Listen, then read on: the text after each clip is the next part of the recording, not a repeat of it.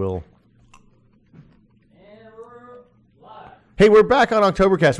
We said goodbye to Alexis Gallisa, and yet he's still here. But he's still here. Wait, you guys had pizza. He couldn't take a hint. Yeah, just tase onto Some that people and just chew don't away know from the when to mic take when a you hint. chew. Did anybody try the Hawaiian pizza? I thought it was good. really good. I'm a little wary of jalapenos when we got 18 hours to go. Yeah, this was my fault. So Oh, thank you. Yeah. It's good. It was delicious. I think it's awesome.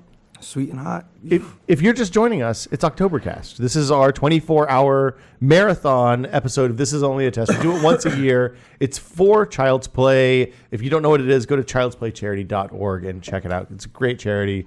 They provide comfort to sick kids. And we are entering our 8th hour now. Ninth hour. This is the start of the 9th hour. 8 hours, a third of the way through, and you made a fair point, Gary, that this is the easiest third. Second third is probably the most difficult. It's easy to sit here and go, "Oh, we're 1/3 of the way down," but we are the easiest third. You're starting to sound a little tired.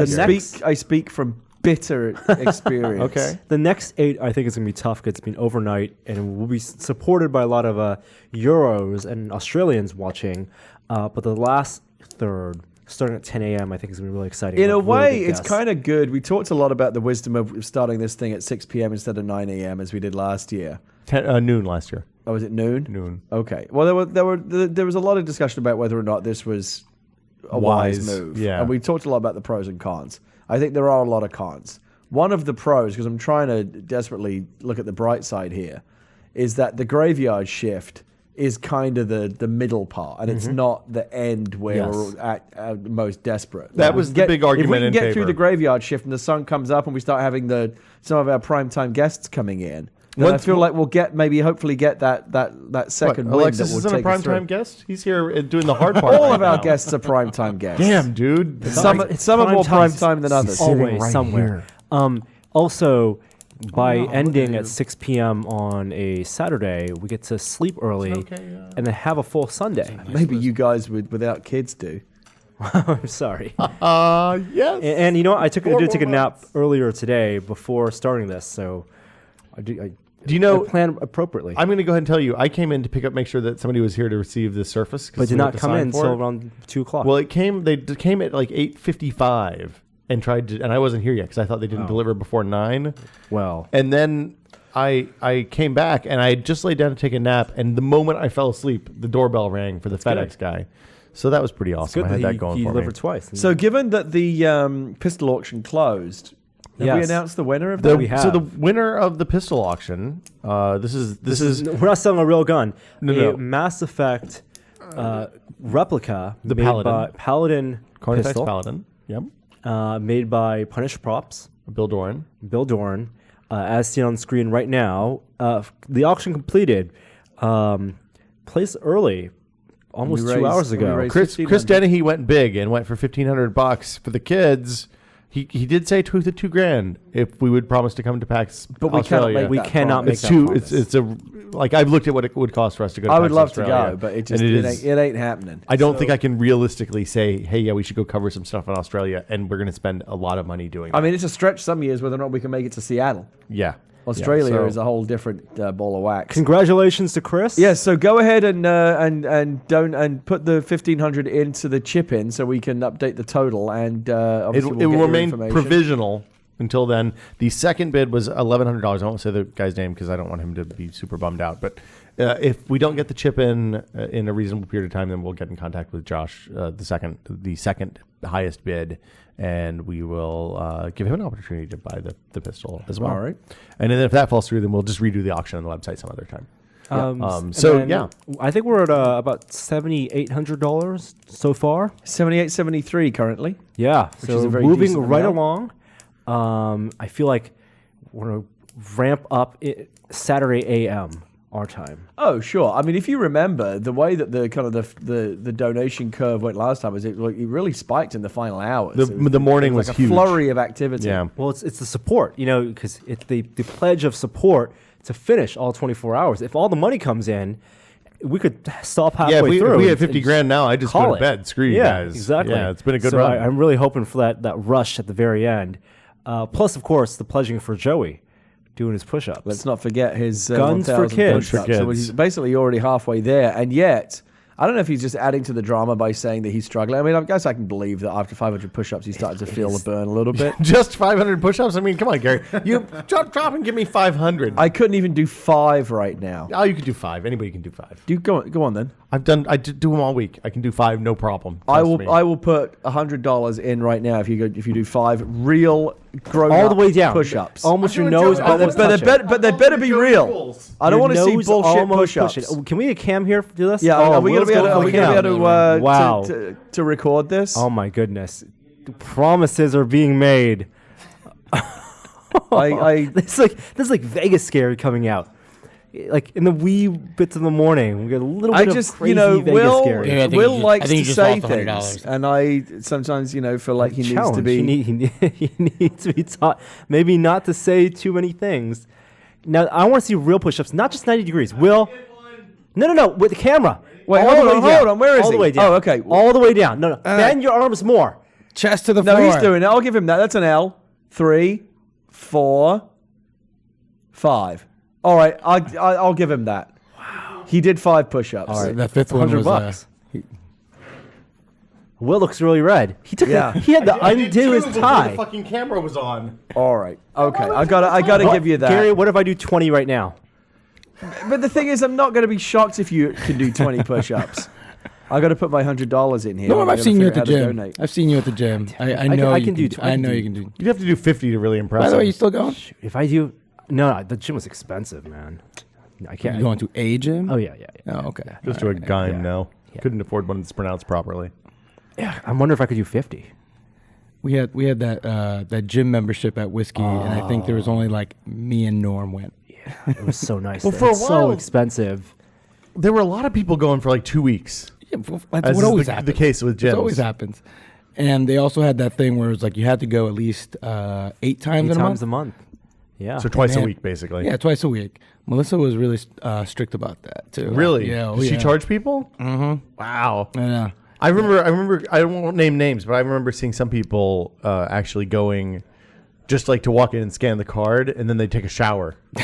Like, No, I no. think that defeats the purpose, guys. No, a bunch of the towards the end of the month, you'd see a bunch of them. People just like, oh, I gotta be go 5 times. I gotta go. I gotta just check in. Daniel, I would see do twice a day. He'd go for He'd do lunch. two a days? Yep. Swipe it at lunch and swipe it after Daniel. work. It is awesome. It is great. That's crazy. But Melissa liked to do her job. She's like, Melissa's That's a good great. perk. she was pretty awesome. She was. Oh man, Stephen Lin has upped the ante on Guns for Kids. What has he said? He has said if Joey's already feeling the burn, how about this? $2 for every push-up over 1,000. Ooh. All right. What?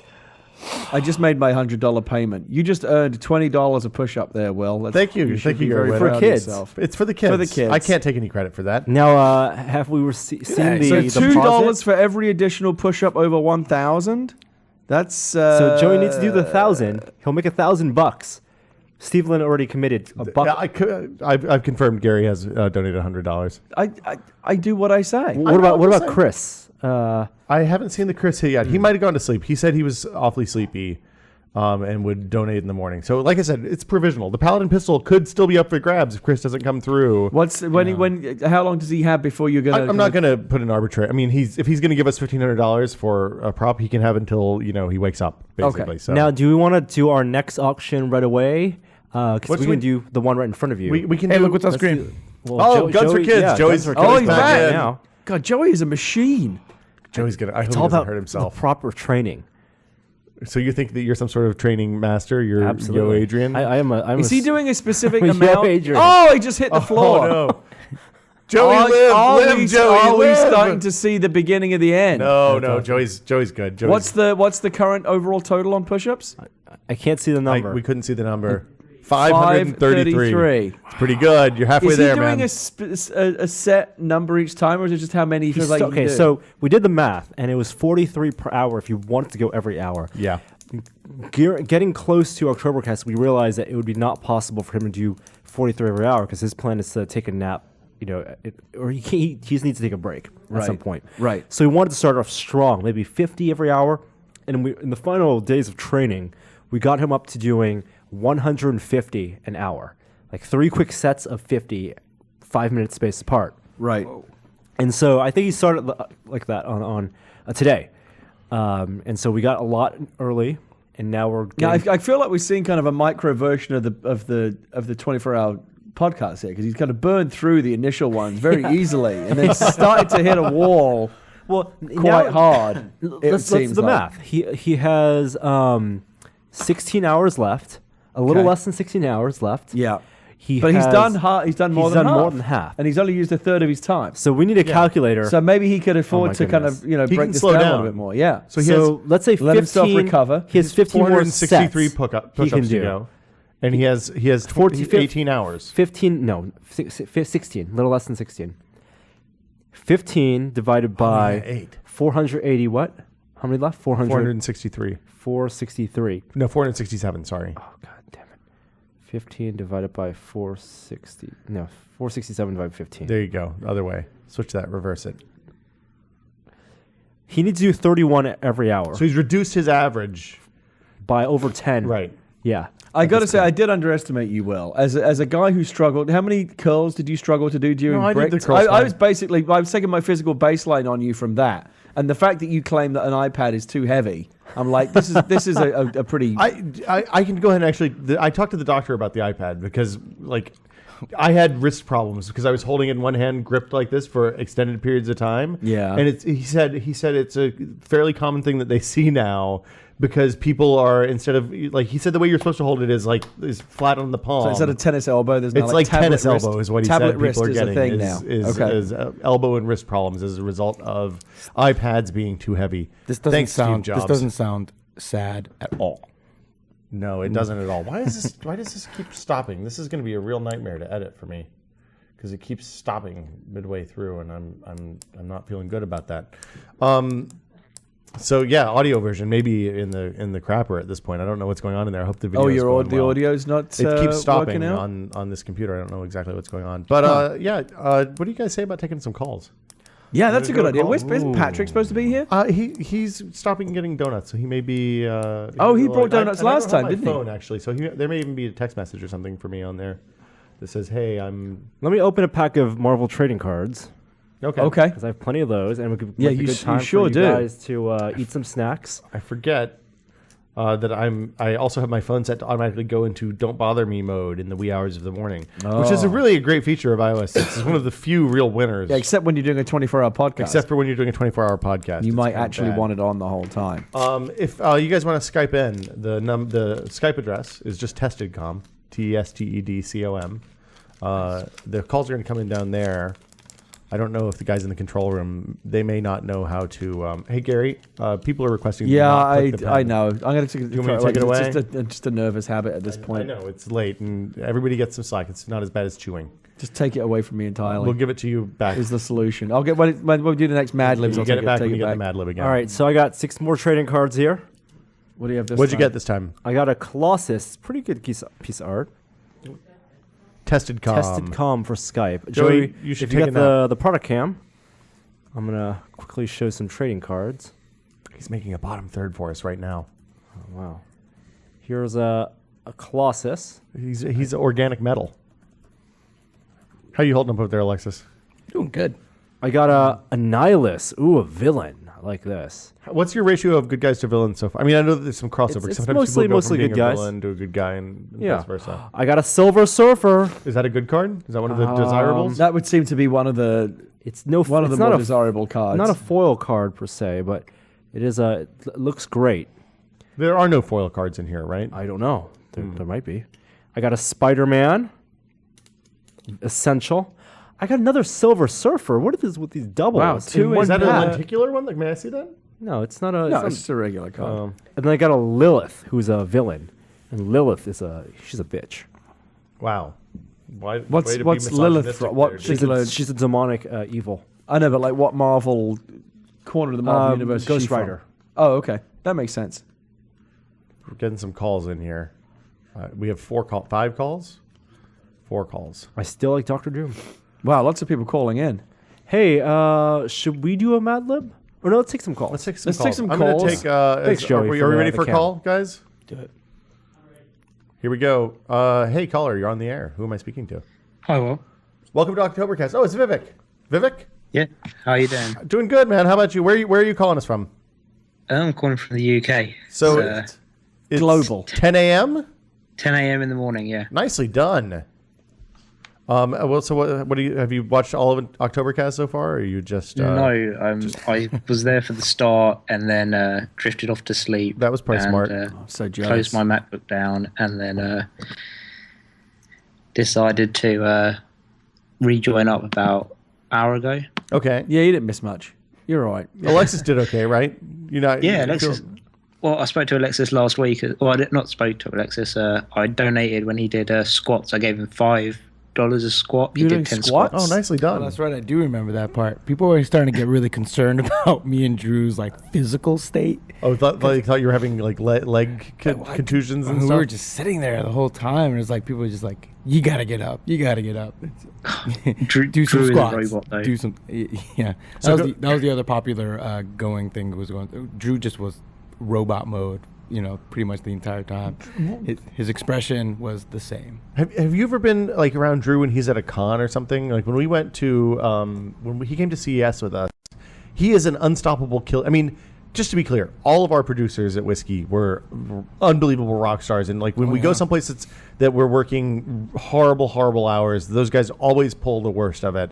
And you know they'll whether it's Drew or Joey or Thomas or whoever would take late shifts cutting videos so there'd be something fresh for the morning, and then sleep a little bit and then come back out in the evening or on the floor and work a whole other 20-hour day. But Drew, like, it wears everyone else down. Drew is seemingly unstoppable. Like he was the same on Friday as he was on Monday at CES. And CES is a hard show.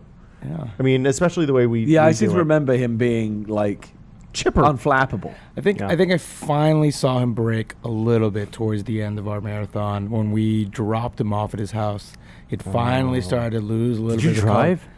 My brother picked me up. Oh, okay, that's good. and, I Yeah, that's a drove smart today. way to That go. was really dumb. You did? That's not smart. You should just take a cab. You should just Yeah. let the car, right? I might have someone drive my car.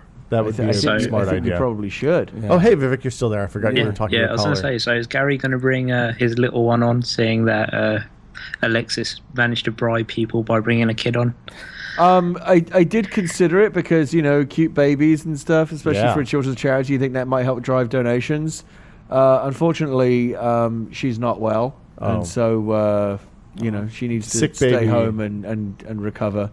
We're not going to Yeah. expose her to, There's no need. yeah. Yeah.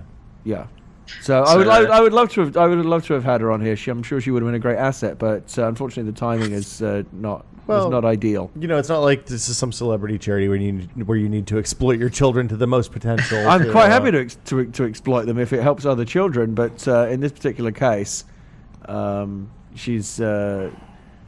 I feel bad enough just being away because she's not well, and poor Leah's stuck at home taking care of her. But Well, you'll be back soon enough. Another 18 hours and you can Oh, go. God, only 16 18 hours more and you can go hours, home. yeah. So just for Will, the IRC saying kill the forums. Yes. Please don't kill the forums. Please don't kill the forums.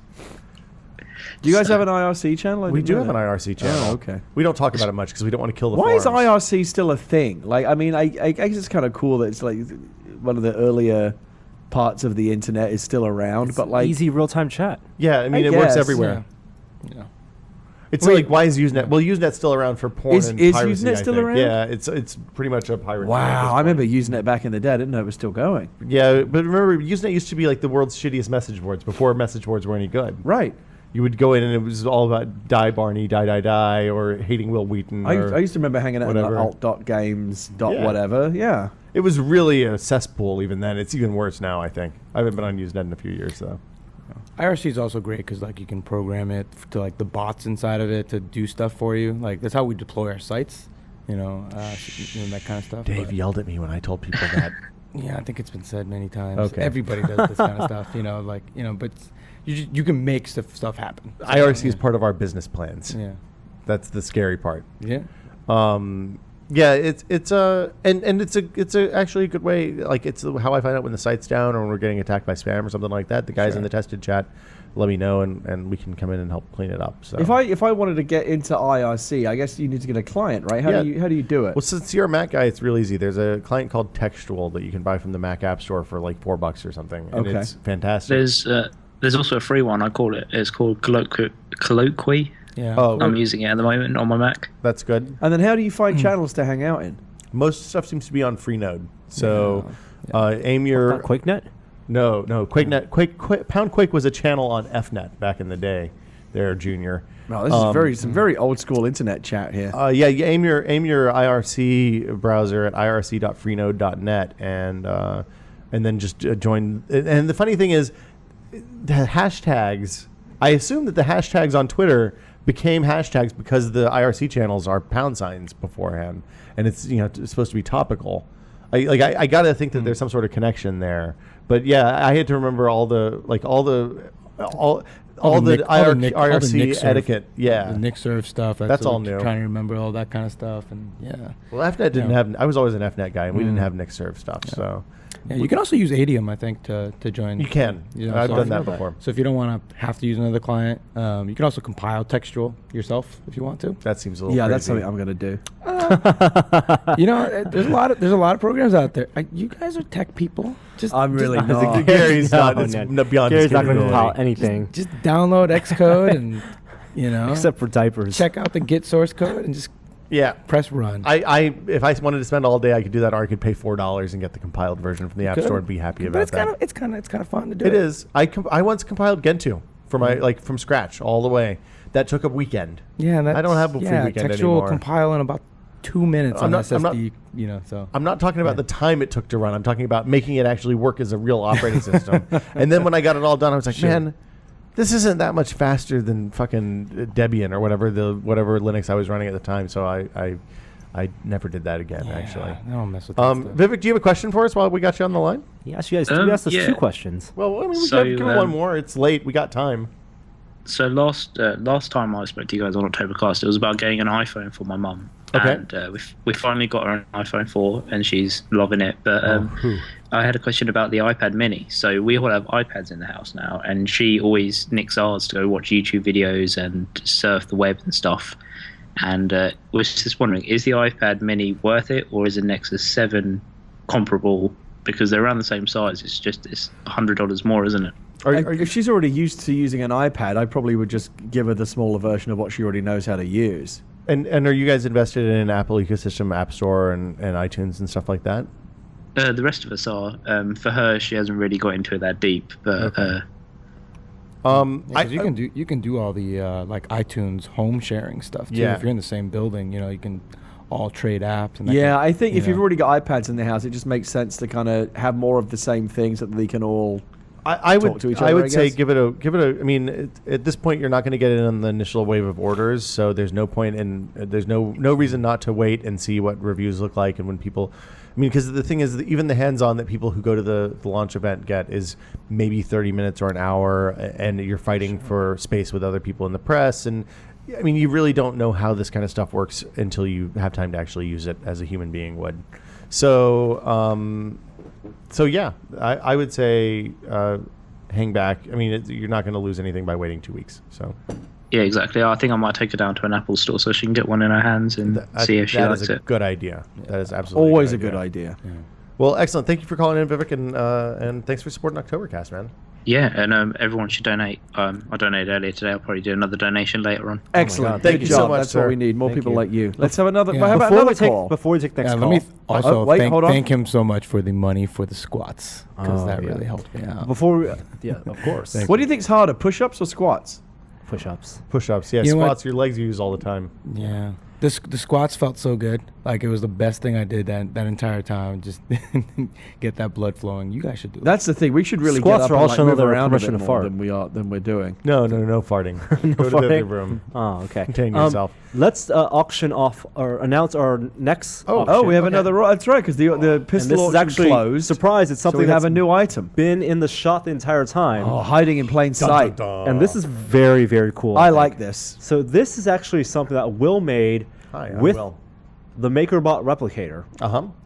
So I'll tell you a little about it. It's PLA plastic. It is a design off of Thingiverse. I wish I had thought to look up the guy's name who made the original design. I think it was Emmett. Emmett. Let me hold while you talk. I was going to rotate it so people could see, but Yes. so what it is it's a set of gears in the shape of a heart, and the gears are interlocking gears. So when you rotate it, you can rotate it, and it spins relatively fluidly. Now this is the first one of these I printed. It's a PLA one. It's and then I took essentially Bondo filler spray filler, and coated it until it was smooth, so it doesn't have the lines that normally 3D printed stuff looks like, and then painted red enamel over that. And so there's two options here. One is that I will be happily sell you this one. Alternately, if you don't mind waiting a little bit, I will make a much better looking one in a couple of weeks, because this is literally the first thing I've spray painted in about 10 years. It is kind of cool, though. And I mean, the fact that it all basically works is pretty impressive. Oh, it just rotates and spins, and it's really cool. We have a much bigger one on the set behind us that Bree from MakerBot gave us. That one's not for sale. But yeah, I think it's kind of cool. What's cool about this one is because of the primer and the paint job, it actually does not look like something that you made with the MakerBot. Yeah. It looks kind of more handmade. Yeah. The paint, it has probably 20 coats of primer on to blow through the, fill in the gaps and make them all smooth. And then I sanded, and there's some drips in the paint. And like I said, I normally wouldn't sell it, but if people are interested in that. So if you want to bid on this, let's see it for an hour and a half. Yeah. So until 4 a.m. PDT. Yep. Send an email to tips@tested.com. How much more stuff do we have? Do we want to run this until 6? No, let's do this and then we can skip. We can have like a no auction period. Let's do it until 6 because we can do it during Bricked. It's good. We'll close it after Bricked. Okay, we can do this until 6. Okay. And just send an email to tips@tested.com with gear heart in the subject line plus the amount you want to bid. We'll give an announcement for what the bids are like, and so you'll know what the minimum should be. So we don't get spam. But it's very cool. The heart totally works. It is totally self-contained. And it's pretty shiny. I'll probably put a clear coat on top of it just to... I think it looks kind of like if you go to a museum that has like an exhibit on the human body, right? And they have those models. Yeah, it's like one of those things. But just to be clear, I mean, I did a bad job painting it. There's some places where the primer shows through. There's some cracks in the enamel. So... Like I said, we'll send you pictures of it. If you'd rather have one that's finished better, I'm happy to do it again. I mean, the nice thing about the 3D printer is we can print another one, and then I can just primer it again. But this one looks really nice, and we can sign it. I think this one's pretty good. I think there's a really good charm to it. Yeah, I don't want it to look super polished. That's right. That's true. So yeah, 3D printed heart. I'm gonna put it right here in front of the laptop where everybody can see. Unless you want to play, Gary. No, I've seen it before. It's very cool. Is there a minimum bid, or are we just letting people kind of decide where they want to start this thing? Yeah, wherever they start. Bid in dollar increments, please. Well, we have to start at $20. Okay, that's reasonable. Okay, that's good. It's probably $10 worth of plastic, and a whole lot of my time. Sanding. But as you know, for a tested fan, as an artifact, and if they want us, we'll sign it or whatever people want. Yeah, there you go. You can sign it too. Yeah, even better. It's a piece of kind of art. We haven't done what we're testing, and I actually tested something that I think is phenomenally cool this week. So I'm going to bury it in the darkest hours of the night, so that nobody ever actually hears what's going on and what this thing is. TiVo real quietly released this product called the Stream a few weeks ago. And the only way I found out about it was, when you're in the TiVo menus, they have these little ads at the top. And I generally don't like the ads. I usually ignore them. But it popped up with what was very clearly a $50 from Sam. Sam has bid $50. So that's where we're at with the heart right now. Awesome. That is really cool, actually. I was expecting to sit at $20 for a long... I figured I'd have to buy it myself. There was it's like your mom at a date auction bidding on you. Yes, thanks, Norm. Will with the tux. The heart is me. I'm wearing a tux. With the oversized tux. So the TiVo Stream, what you do is you plug it into your router. It's just a little box. It's like Apple TV sized. And you plug it into your router, and then from any iPad or iPhone on your Wi-Fi network, you can, and Alexis, you're free to go if you I'm going to go right after I hear about this TiVo. Yeah, you clearly piqued his interest. I'm kind of actually interested in Patrick, I just got an ETA on Patrick in 5. He is on his way. All right. Awesome. what it does is it lets you stream internet video over Wi-Fi from any of the TiVo boxes in your house. Right. So anything that's on DVR, if it's live and there's a tuner free on one of the boxes, you can watch anything that's going on the DVR from your iPad or iPhone Within using the same TiVo network. app within the same network. But wait, there's more. You can also grab video from the iPad, from the TiVo, and cache it on the iPad if you want to go on an airplane and watch TV shows there.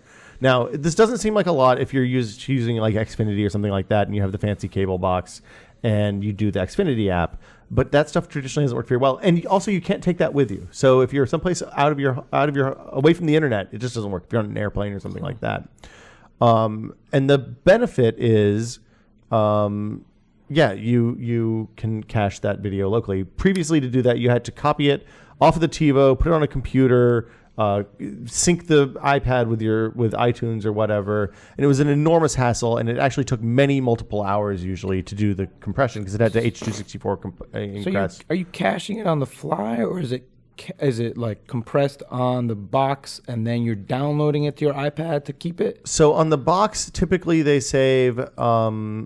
They typically save at whatever the cable company provides. Okay. So it comes in with a cable card as digitally encrypted. Okay. They take the same bit rate that it comes in on and save it on the hard drive. So So it does have a drive on it. so it has a hard drive on the TiVo. Okay. What this does the transcode. I haven't done the research yet, but my assumption is that this box has a H.264 encoder, so that it converts what is probably too high a bit rate and too big a file from the DVR into something that's more friendly for the iPad or iPhone. And I think that they're going to have Android versions of this before too long as well. So, right on. So I thought it was pretty cool. And transcoders are getting way faster. It is crazy fast. You guys loaned us one. That thing is so great. People at Giant Bomb have been like, man, like Thursday night throwdowns go up within a few minutes. It takes the upload is the long time now, not the transcode. Right. No, totally. We do video podcasts every week, and it's 2 or 3 hours. And I mean, I got to a point where I was trying to cluster 8 Mac Pros together to encode a little tiny bit faster, and you just don't like. There's always another bottleneck, whether it's the CPU speed or the network speed or the hard disks or whatever. And being able to just plug that thing into the box, and it's like a $500 box, which seems like a lot for a normal person, but compared to the amount of time I've spent doing video encodes, you save it in no time. Yeah. So TiVo Stream, I think it's pretty cool. It's a little bit expensive. It's $120, but if you are like Gina saw that and was like, "Oh my God, that's amazing. We have to get this right now," because she gets on airplanes a lot for work. How much is it? $129, but there's no fee associated with it. Sure. It's part of your normal TiVo sub. Right. Probably has like a laptop drive in it or something. No, it has no drive. So it streams it directly across the network from the TiVo into your iPad. Oh, okay. It doesn't cache stuff locally. Okay. We got another bit on the heart. It's up to $150 right now. So Oh wow, that's already off to a great start. So keep it going. Alexis, thank you so much for coming by. I'm gonna take off. Always Thank a pleasure, you, dude. sir. Thank you. Yeah, guys. thanks for coming. Hope you had fun. Hope you Between learned something. Between the Halo Marathon and now this is pretty sterling effort. Yeah.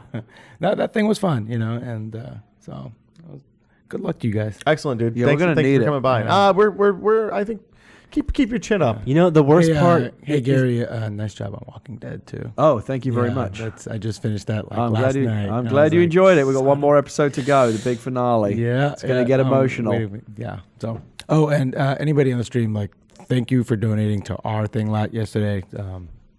Last week. Last week, yeah.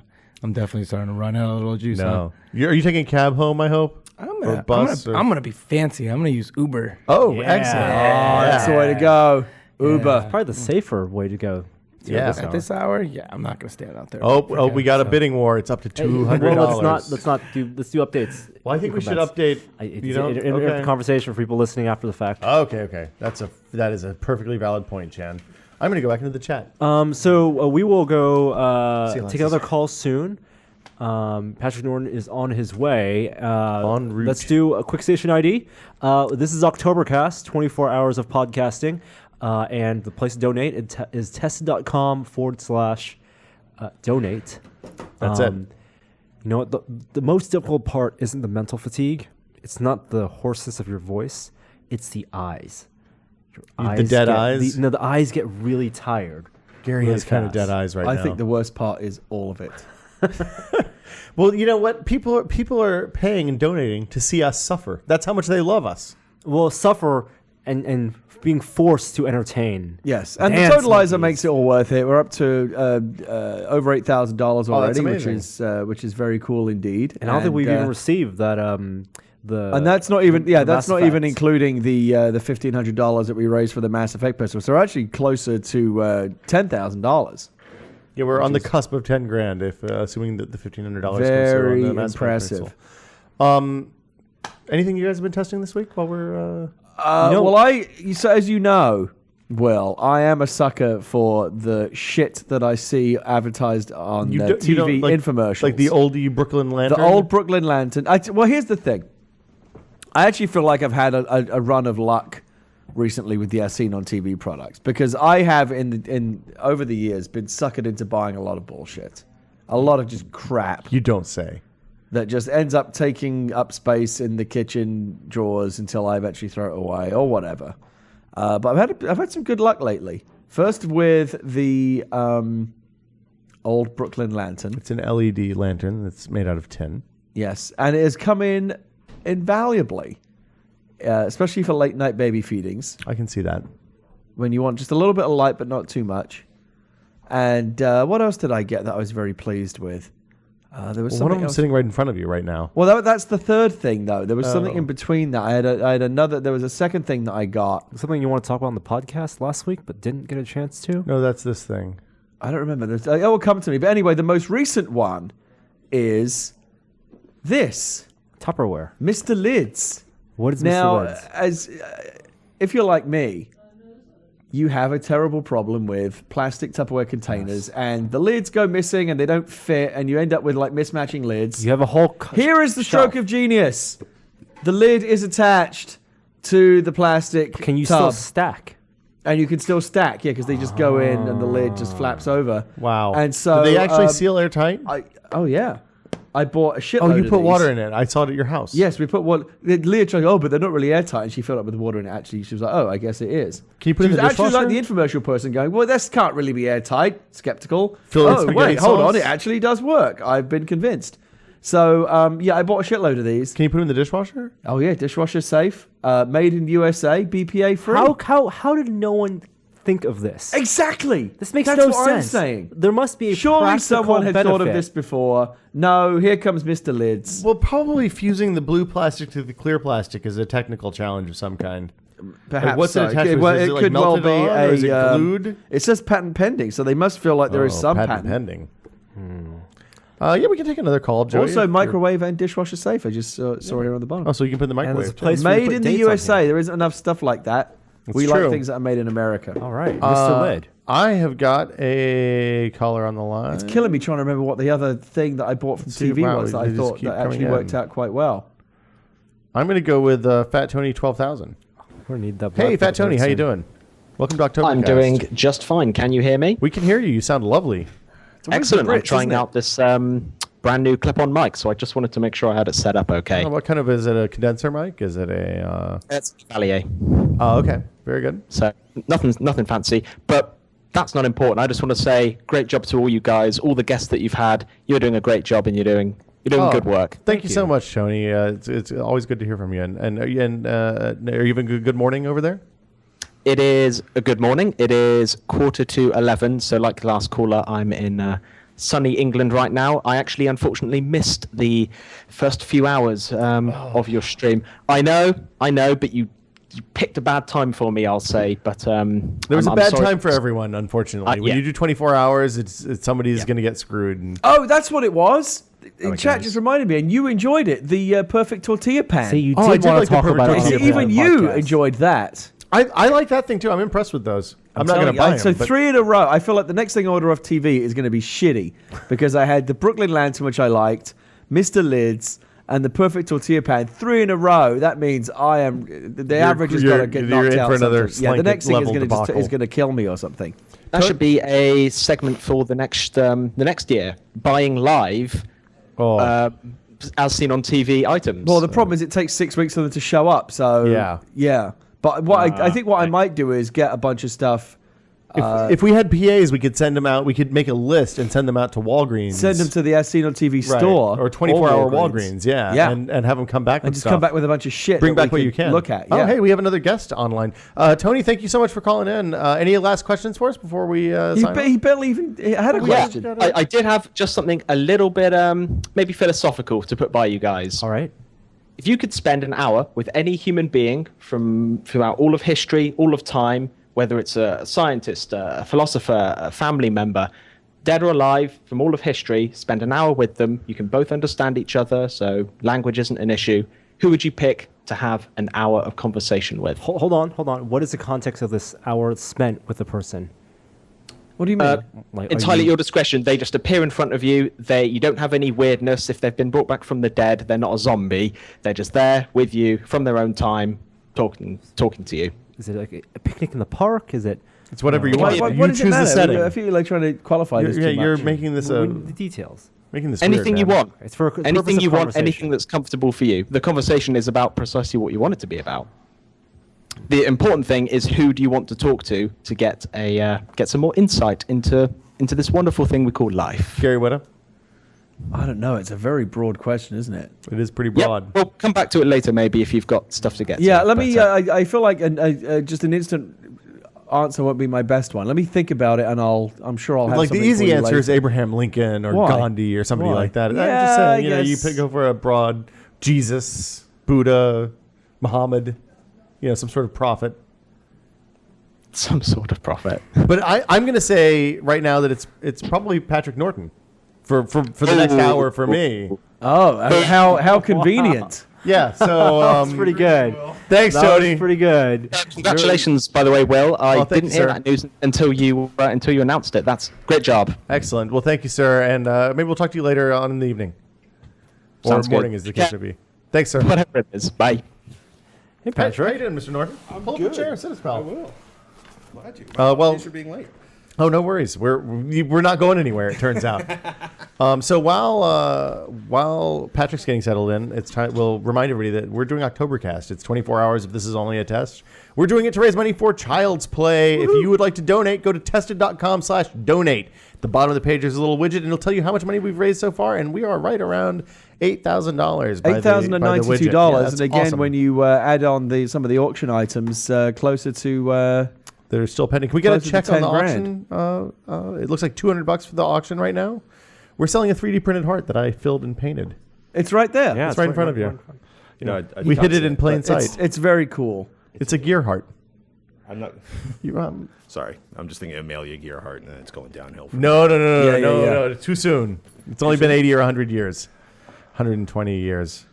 Oh, hello. I blame you.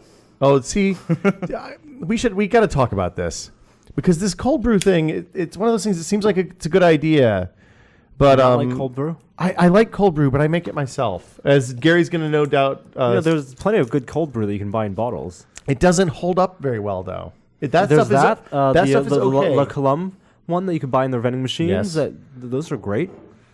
You're drinking that thing that straight now. I may be. No, at this point, I'm still mixing it 50-50 water Okay, and coffee. I was gonna say, good God, you can actually do like when You're you the get one into who handed me, like, concentrates. you have to try this. It's the most amazing thing ever. And it's like motor oil tipping in a freaking test It's tube. very It's called the clear. black blood of the earth. Yeah, and Speaking of which, we should. Is it time? I don't know if it's a good no, it's idea. too early still. Yeah. 4 o'clock is too early. It's 3 o'clock. We I'm got gonna get plenty some of more time. hot coffee. You're- I'm gonna get some hot coffee. Be right. I actually would like some hot coffee.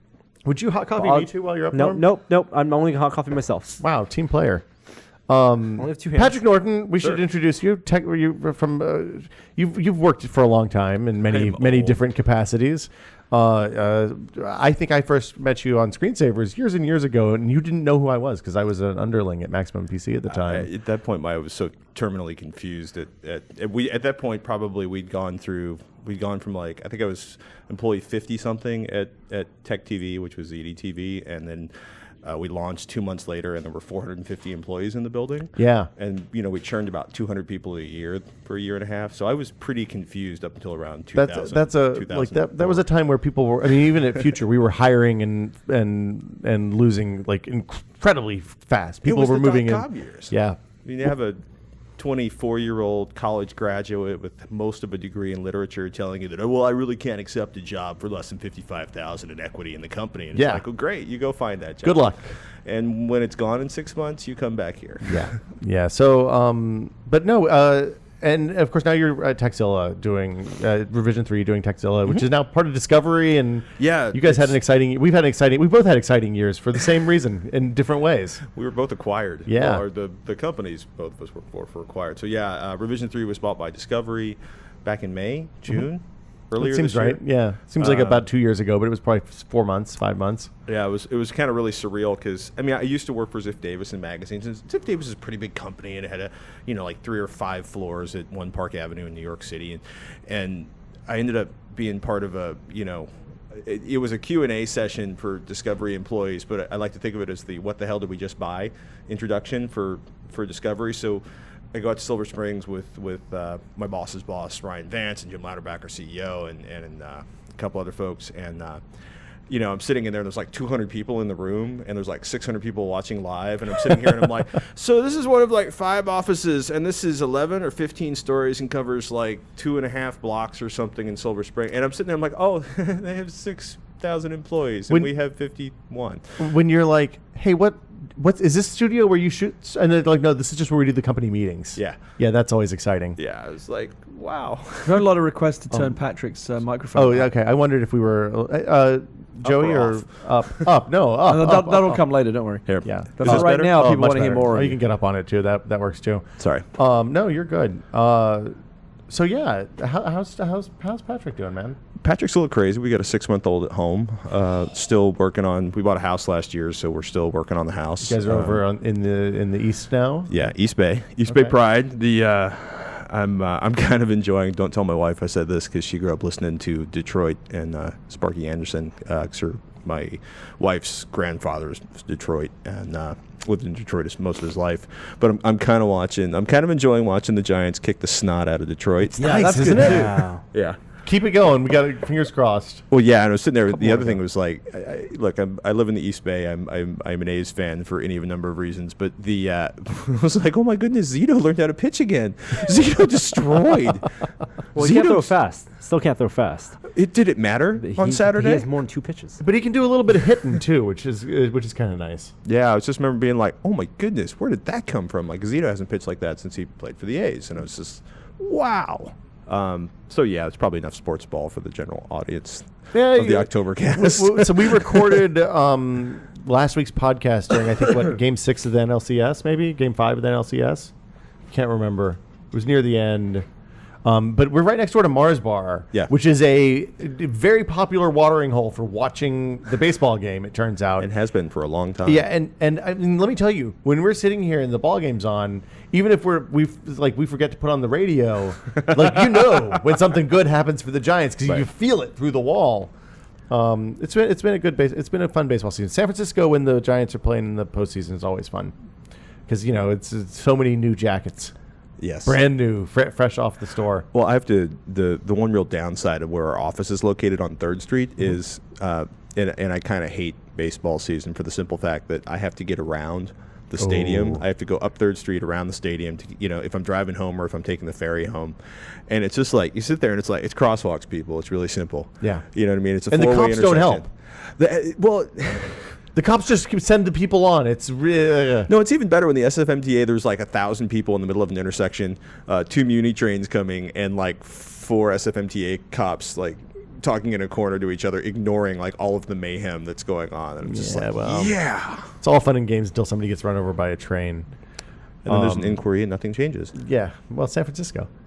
When we used to live, the old office. The old office was put the ballpark directly on the commute home. Yes. So I definitely feel that pain. I don't miss that at all.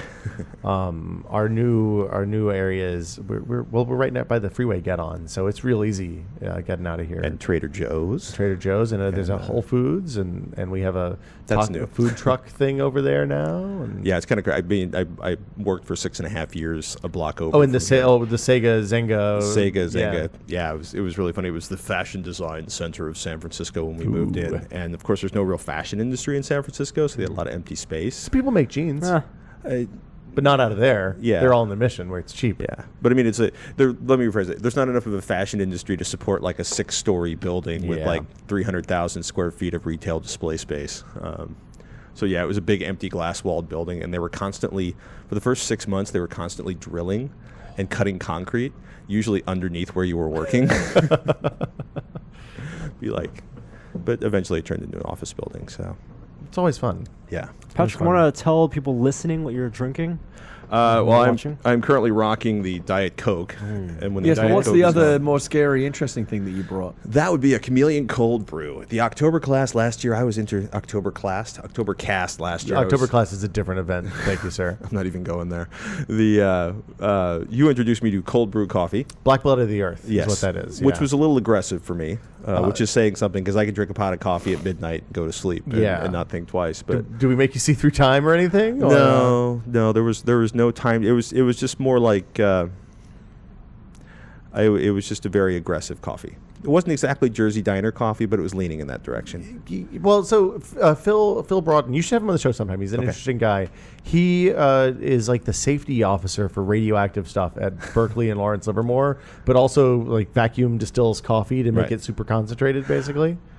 Many of the other coffees he makes, I think, are spectacular. Yes. The Black Blood of the Earth was a bit much for me. Okay. It was also my Okay. first cold brew coffee, so I was like, at that point, I had never drank coffee cold in my life unless it was 2 a.m. and I was desperate and there was pizza. So it was like, there's certain ways to be introduced to things, like, driving or 2 sex. o'clock in the morning, a bunch of assholes is probably not the right way to do it. You are not assholes, but I found this in my local market, and it's actually fantastic. Where's it brewed? That's a really good question. Probably here I in think San it's in Francisco. Santa Cruz. That would be Can't perfect. remember. That sounds about right. I'm so- just afraid of Black Blood of the Earth at this point. I don't think I want to go. So near I it. like how all this the cold brew coffee, like Black Blood of the Earth, is in a very specific the Dosage. vial. Yeah. Yeah. The- Right. The packaging, and this one looks like a medicine bottle. Well, this one is very Yeah. clearly there's 4 servings Actually, in here. I'm trying to remember the website because they actually will ship it to your house and they sell it in quarts along with pints. Now, is that meant to be drank straight, or you just drank straight out of the bottle? 'Cause You're supposed to Can dilute mix with it. water Yeah, or you're vodka. supposed to dilute it 1-to-1.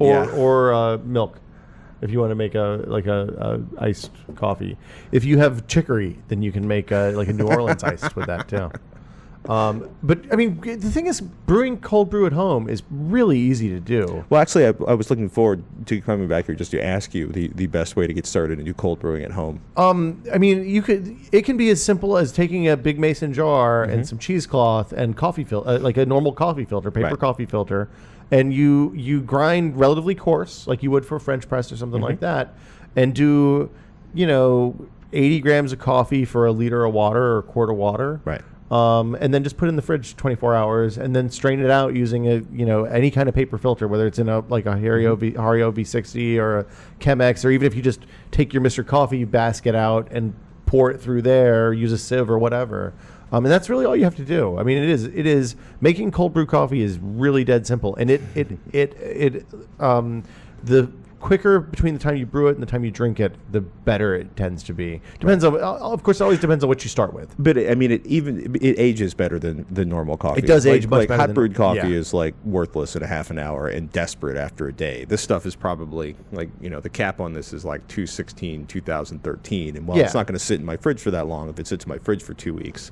And I'm having the hell morning with the children, I can make myself a cup of coffee with this and not be in pain. It's smooth. It's delightful. Well, that's the neat thing about cold brewing is it's because you don't have the hot water hitting the beans, you end up with a lot less acid in the coffee. Which if you drink coffee like I do, a lot less acid in the coffee is not a bad good thing. It is very drinkable. I really try to drink less soda and more coffee, whether iced or hot or whatever. I had stopped drinking this for like almost 2 years, and then I started working in kind of full startup mode at Revision 3, and it just became a part of my life again. So that's my next step is to wean myself back off of Diet Coke. I mean, in fairness, that's a lot easier than that, right? Sure. The soda is definitely easier than the coffee, But and this a lot isn't cheaper. loaded too. up with so much phosphoric acid, it's ripping all of the minerals out of my That's- digestive system. There is that as well. The one is much better for you than the other. Yes. So yeah. How are you guys holding up over there? We just been over here chatting. Gary's sitting there with his mouth. I'm kind just of having hanging flashbacks open. to last year because I remember Patrick very courageously did the graveyard shift with us last year as well, right? You came in the wee small hours. I'm a fairly nocturnal human being. And I hadn't met you before, and I remember being very impressed by your just general manliness. And you came in here with like this manliest hardcore, man in tech. militarized Otterbox iPhone case, and we're telling all kinds of crocodile wrestling type stories.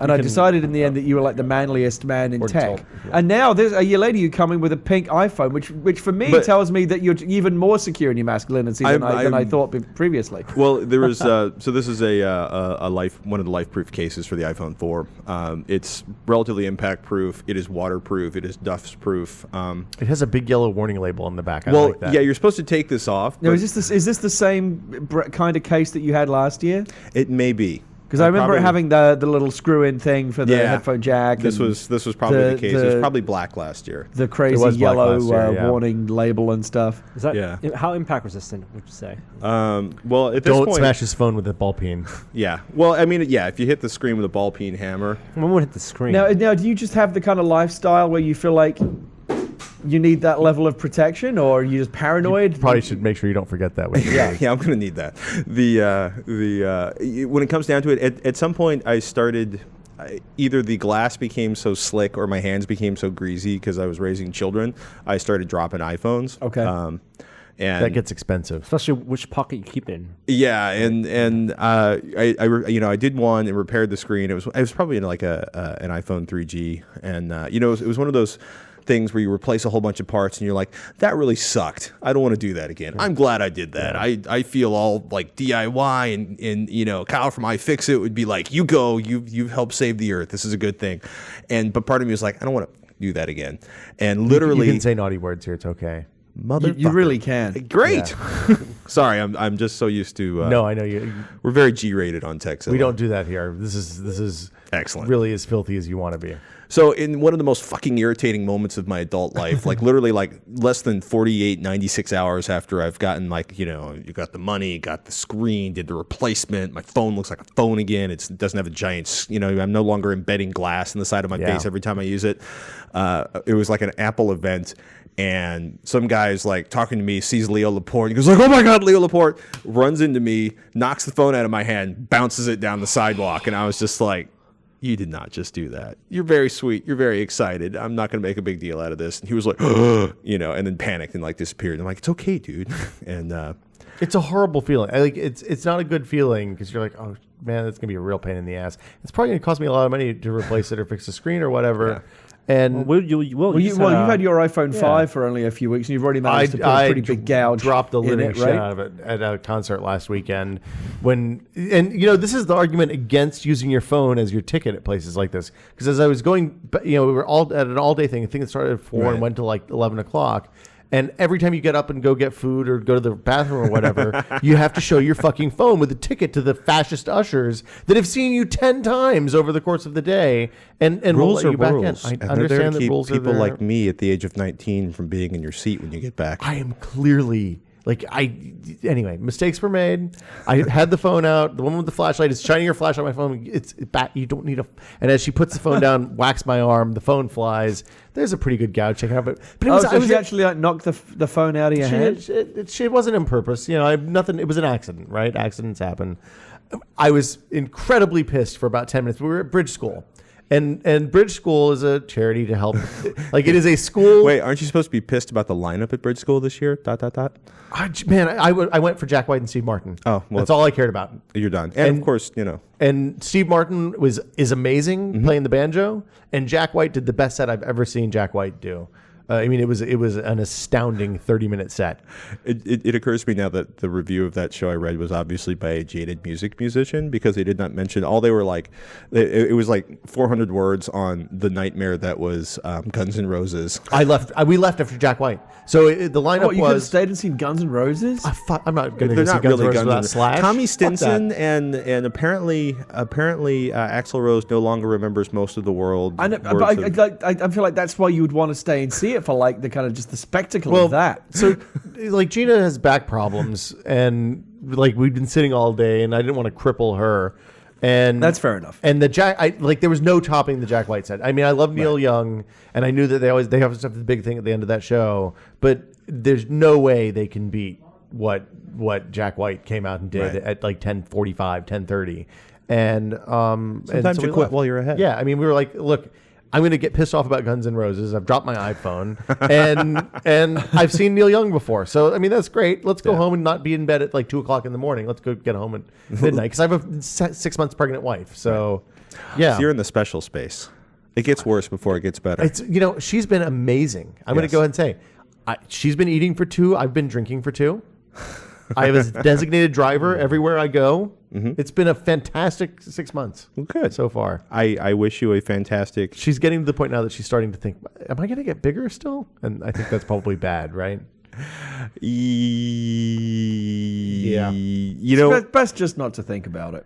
Well, that's what I tell her. Just roll with the punches as they come at you. Right.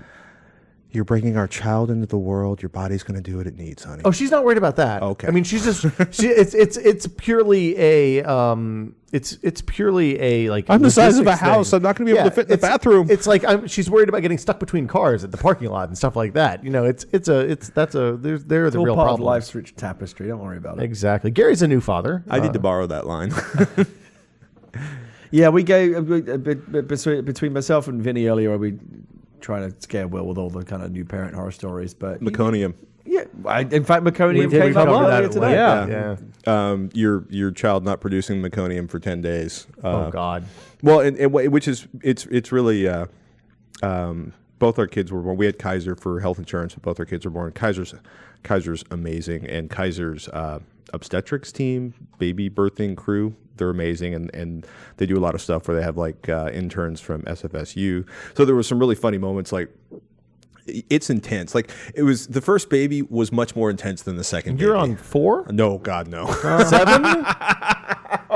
I know you have a lot of kids, Patrick. 2. Okay, 2. They just Seamus moves really fast, so he looks like he's about 3. He's like the little Flash, right? Yeah, he literally is. He's what my mom calls busy, which is what I was till about 25. But we were laughing because we went in for the second kid, and it was one of those moments where it was like we've been watching it. There'd been some light contractions, and like 11 in the morning or 10 in the morning, whatever it was. A friend of ours' daughter was having a birthday party, and she's like, I think I'm going to contractions. I'm like, is it time? She's like, no. So we go to the birthday party, and things are starting to pick up speed during the birthday party. And after the birthday party, we go to pick up my mom from Oakland Airport, at which point she's ready. She calls, on our way basically down to Oakland Airport to pick up my mom. She calls, and they're like, yeah, be in by 8, and if not, then you have to go through the ER. And she's ratcheting up, like, we have to get going. I'm like, my mom's going to take Seamus, and they go, and we drop them off, and we do the dishes, and we straighten things up, and we get going, and we roll in there at like 10:30 or 11, and this big old Samoan guy trying to make time with the security guard downstairs. And he's like, oh, is this your first child? And the security guard's like, oh, no, this is obviously their second or third. They're way too relaxed for a first child. We're like, hey, you go in and have the kid. But the first one was like total mayhem.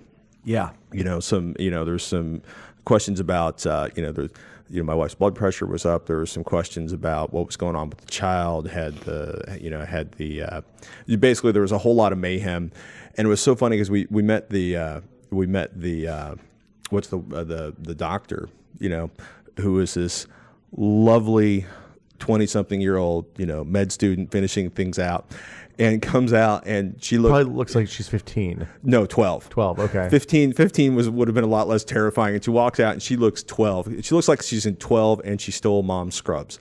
And I'm sitting here, and I'm like, we believe in teaching hospitals. Believing in teaching hospitals means, believing in teaching hospitals. And she comes in, and she's an amazing professional. Seamus comes out with a cord around his neck. She whips it off with a thumb, looks at me, gives me the yoke, because my eyes are like, she's like, it's chill, and everything comes out. It's perfect. And I was like, that was amazing. You know what I mean? It was like watching Barry Zito pitch on Saturday. She was just on it. She was there. The shortstop made the cutoff. Yeah. Yeah, it's all good. Yeah. But it's also, and then there's they go through the process of, they kind of they're scrubbing the toxic waste off of the baby, which would be, of course, blood and placenta. I shouldn't, for everybody who's. I have placenta pictures if you'd like to see them. No, I would not like Norm already saw placenta pictures once. It was more scarred him. pictures and. What has been seen cannot be unseen. But it'll be utterly terrifying at moments. And a friend of mine I'm actually marrying a friend of mine tomorrow, not marrying like plural wives, but marrying like I am the person. You're the doing officiant. That's the one, the officiant word. I still have vocabulary. It's good. That's a good thing at this time of the morning. Yeah. But she put herself through school and graduate school as a doula, and she was like, why did your wife wait to do the epidural? That was just stupid. So, well, we've learned a bunch of stuff during this process because this is the first kid, and we're both kind of old, so people look at us and they expect, this has got to be like 3 or 4 for you, but we're asking the first child questions when we go on the hospital tours and stuff like that, and because you can tell, like you can look at the people, and well, sometimes they bring their kids with them, which is a sure tip off that they've already had kids, but the other is that they're not asking questions about things like the environment for the birth. They're asking questions like, are there private bathrooms in the recovery rooms, and do you still have that crappy ass pseudo couch chair thing for the father? How's the Wi-Fi? Oh God, I slept on that thing for a week. How was that? Awful. Yeah, but it's not really that bad because the reality is you don't sleep much anyway during that time because the baby's going to keep you awake and you're so up on adrenaline and just amaze balls, that you and fear and everything else that you're not gonna, it's not like you're gonna be trying to sleep in that thing. Yeah, I mean, but it is awful. I slept in that when Gina had her gallbladder out years ago, and that was I didn't sleep well. It's not. Although I mean, it's there's one of two things going on. Either you're in such a heightened state that you're not even worried about being able to sleep, or you are so exhausted that you would sleep on anything, and it doesn't matter that it's a shitty couch. And either way works. Either way, you're kind of kind of fine. Yeah. Yeah. At this particular phase, I had a piece of furniture so foul that despite the fact that I basically hadn't been asleep in 36 hours and had 2 hours of sleep the night before we went in, I still woke up every 15 minutes because I kept finding something else uncomfortable on it. But then when we finally got home, it was like, well, it would have been amazing, but I was waking up every 2 hours to a screaming baby to feed it. So. They should sell sleeping bags in the lobby. They should sell cots or hammocks. Hammocks would or be just good. have a little room that you can go and pay $20 and they'll wake you up in 45 minutes. Oh God, yes. That would be good. I'm gonna go out and I'm going for a walk. Late night massage parlor. Same service. We'll be back in a little bit. Massage parlors in American hospitals. 6 hours. This expose 6 next. months. 6 months. Are you sleeping all the way through again, or? Yeah, well, we learned a lot about how not to develop the child's relationship to sleep with Seamus, and so with Tristan, we're fixing a lot of things. We sat down at one point and made a list of like mistakes that were made that we want to do differently this time. Do share. Well, for us, it was figuring out like basically going through sleep training and doing it early, and kind of doing the Mendel's kind of the classic book. Where he basically gives you an idea of like establishing good sleep habits early, because if you don't establish good sleep habits early, you're going to have this nightmarish, like basically putting the kid down involves the kid screaming for an hour, or in the case of my first child, screaming for 3.5 hours. Oh. And if you've never had a child, you can't really, like, I've been sober for 22 years. I've spent most of my adult life telling like powerful reptile urges to go fuck themselves, right? Because that's how I stay sober. And to have something that automatically bypasses all that and jacks into the reptile part of my brain where I'm like, must kill thing, scaring baby, and it's like, oh, it's light, and then you have to like get through that, and it's just the baby screaming is like the worst sound in the world. Because it taps into like, I'm screwing up. I'm a bad. By the way, your baby's going to scream. Yeah. Even if you're the best parent in the world, sometimes your baby's going to scream. Huh? And there's not squat you can do about that except swaddle and bounce and figure out what works. But it doesn't mean you're a bad parent. They're much harder to break than you think they are. Everybody says that, but it doesn't seem true. You will hold the baby like you're holding some, irreplaceable museum piece. And then by 2 or 3, you'll watch the baby ratcheting off of stuff. At this point, it's a toddler and bouncing and falling down. And you'd be like, wow. Okay. Bouncy. Good to know. Well, they're mostly cartilage, so they're flexible. Okay. Yeah. Learn how to swaddle. That's the number one Swaddle's tip. the key. Swaddling is key. Don't be afraid of the bottle. Parenting boards are a nightmare. Some parents are incredibly judgmental. Don't go on parenting boards. we figured that out pretty quickly. I used to think that the people that hang out on AVS forums were fucking fanatics. And then I started to go on parenting boards and just You're gonna don't. get Patrick in Just real trouble don't- here. Nah, not even a little bit. Just don't go on those it's- boards. I agree. There's, my wife is involved with the board, and for the most part, it's been a good thing. But when somebody's basically telling you you're a fucking douchebag because you want to discipline your child, Yeah, Wow. it's You know like what I mean? no matter what you do, There's or always something wrong. Yeah. there are a million people that will judge you. a tender and make you feel like considerate shit. parent does not establish boundaries until the child is ready to recognize them himself. It's like, I get it. You're the one with the asshole that's screaming and throwing toys at your fucking head in the toy store. I get it. You're not establishing boundaries until the child is ready. Fuck you. I grew up in the 70s. I'm from the Midwest. We're going to have a few boundaries, and I'm not going to raise a complete asshole. You're not I gonna. hope. You're not gonna do the. I'm counting to 1. I'm counting to 7. No, counting to 12, I'm no. counting to We 35. count to 5. Okay. And 5 is some serious shit. 5. Yeah. If we get past 5, we've made a mistake, and lessons will be learned. Three is already pretty bad. Yeah. They hadn't invented the numbers. If you're when I was a smart, kid.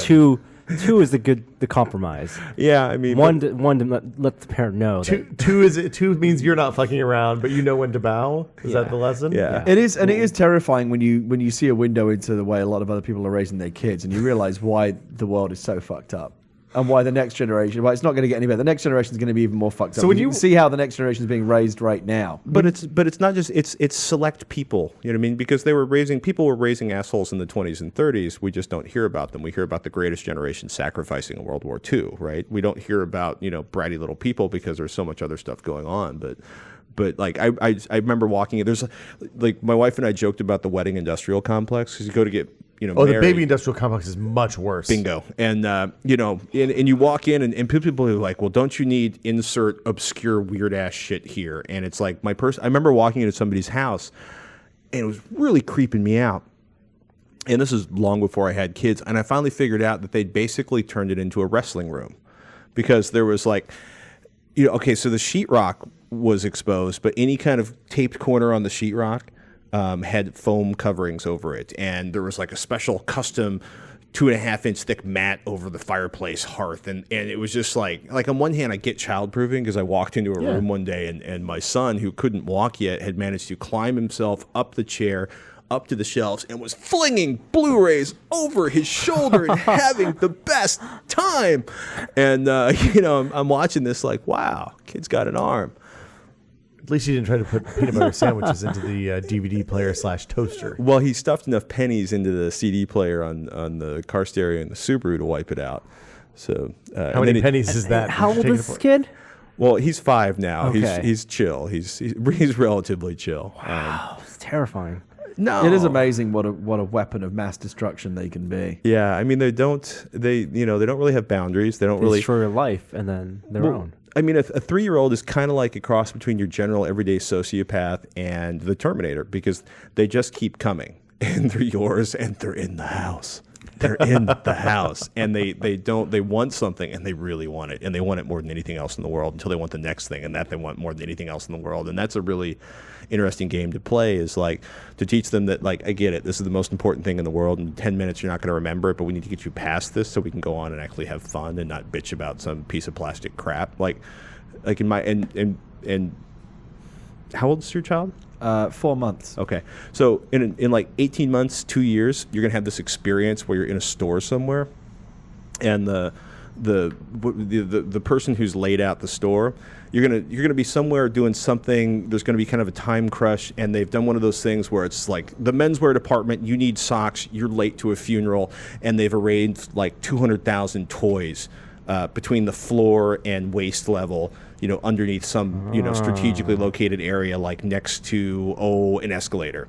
And all you're going to think is, someday I'll meet the motherfucker who laid out this store, and I will beat them to within an inch of their life. I'm a nonviolent person, right? I talk a good game, but like my first plan is to run The like last time hell you when beat attacked. anybody was at least 20 or 30 years ago. Last time I got into a scrap was somebody who was methed out of their head at a show at the Maritime Hall, and I, basically Seems right. inside just a little inside trip, dropped them and ran because the only thing worse than a skinhead is a methed out psychotic little 17-year-old kid that wants to fight during a freaking punk show. Yeah. And at 30, that's just not attractive anymore. That doesn't seem good. Scrapping with skinheads in the Lower East Side of Manhattan, I'm okay with that because they were scum and they were beating on other people. But at 30, I don't want to be beaten. You know, we were in New York a few weeks ago. And we were talking to the guy who's the aviation manager at the museum director, the aviation director at the Intrepid, the director of the aviation. He's like the curator for the aviation part of the Intrepid Museum, and he was talking about how scary the Lower East Side of Manhattan was 20 years ago when they opened that museum, and I remember going there when I was a kid, when I was like 12 or 13 years old. I was like, man, my parents must have thought this was going to be incredibly educational to haul my ass down here in like 1987. Was all I could come up with. Well, it's funny because Manhattan has changed. So I was in and out of Manhattan probably, like we lived in Jersey. We used to go see the windows on Fifth Avenue and go see the tree at Rockefeller Center. And my dad worked with a bunch of furniture stores in New York City, so we went there a lot. And Junior's. I wasn't afraid to go get Junior's cheesecakes for people in my dorm. At 2:00 on a freaking Tuesday in a part of Brooklyn I probably should have been in at that point. But I walked through Harlem to go to rugby practice in the '80s, right? So it was genuinely. There was points where like some of it was actually genuine, like Times Square. Like Times Square is like the mall away from the mall now, and it's brightly lit and it's clean and it's fun and naked cowboy guys there. Like after dark. And after the theater shut down, man, Times Square used to be one of the sketchiest fucking places on the planet. Yeah, we used to stay in that Marriott on Times Square when I was a kid because it was cheap, because it was such a shitty part of town. And all that was around there were peep shows and like photo places where you could buy cameras at exorbitant prices. Which I'm good with. It was one of my first experiences in Manhattan was 4 or 5 of us walking back from a club that was like west of the Port Authority. And if you're familiar with Manhattan, like you already know how stupid we were to be like a bunch of kids over there at this club. And some guy trolling up next to a buddy of mine, tucking a package into his pocket and then pulling out a knife and telling him he owed him money for the heroin. You know what I mean? Like that was commerce at that part of town. You know what I mean? And everybody's just doing business, man. That's just the way things work. Yeah. Well, the Lower East Side's really funny because, Lower East Side, it was... I watched a lot of the gentrification happen around Tompkins Square Park and north of Houston Street, and you watch Houston Street start to get really expensive. And then there was this part of the Lower East Side where at a school I used to work at down there that I figured was probably never going to gentrify. And, Guns for Kids. Joey's back on it. Oh, Sorry, he's Patrick. back up. It's all about manliness. Joey is doing 1,000 push-ups. Now, it seems like, does it seem like he took our advice and he took like a slightly longer break between sets? Absolutely. Knowing that he's given himself a nice advantage. He's going really well, but we can't see the clicker right now because we'll get a number once holder he's is done, a little I off think. there. But oh my goodness, I'd already be exhausted. He's at Yeah, he was he's at already done more than 533 500 of last time we checked in. If I did 500 push-ups at this stage of my life, I wouldn't be able to I can do move. 5. We found out earlier tonight. Joey Fabelli. One last burn. 577. That was another pretty good. 40 right there. Yeah. He's on pace. He's That's definitely epic. on pace. He needs to do 31 an hour, maybe 30 an hour now for the next 15 hours, 14 hours, and he will hit 1,000. We have people pledging about $1 a push-up. That's awesome. Yeah. So hopefully that will bring some money in for Child's Play. Here's a push-up fact. Did you know the most consecutive one-arm push-ups that someone has done is 2,500 one-arm push-ups consecutively? 2,500. That's insane. I'm sorry. It's That's frightening. 2,500 in an hour. That's insane. Even So more what's the total? What's the current number? the Current total, I believe, total is 577. We're up to push-ups. 577. Yep. I also recently watched a video, someone doing one-arm push-ups on an egg. How do you do one-arm push-ups on an egg? So you That's hold it, crazy. have the egg needs to be stable. So like the heart is on a little platform, egg is held up, but that doesn't mean that the Basically, egg. You have your palm right on top of an egg. Well, an egg, when it's stood up, has incredibly tremendous strong. amount of structural Yeah. integrity. It does. It's very hard. You Well, can't crush it that way. It does depend on the egg. But a one-arm push-up on an egg, the world record is 7 in a row, because of the quality of the egg. It varies. Right. Also because the tip of the egg, while it's strong, it's an arch. The point at which it hits your palm strikes a nerve. Ooh. So while you're doing the push-ups, it's incredibly painful. it's incredibly painful. And if you go push beneath 90 degrees, because that is the definition of a push-up, your elbow is bent at 90 degrees. That's the Guinness Book of World definition. If you go below 90 degrees while doing a one-arm push-up, the weight distribution of your body shifts, begins to shift. And that's when you crush the egg. So, you So have the to whole be point is to not perfect. crush the egg. Not You have crush to the have egg. perfect form. Perfect Horrible. form with extreme pain on a nerve in your palm. One arm push-up on an egg. Joey doesn't have to do that, of course.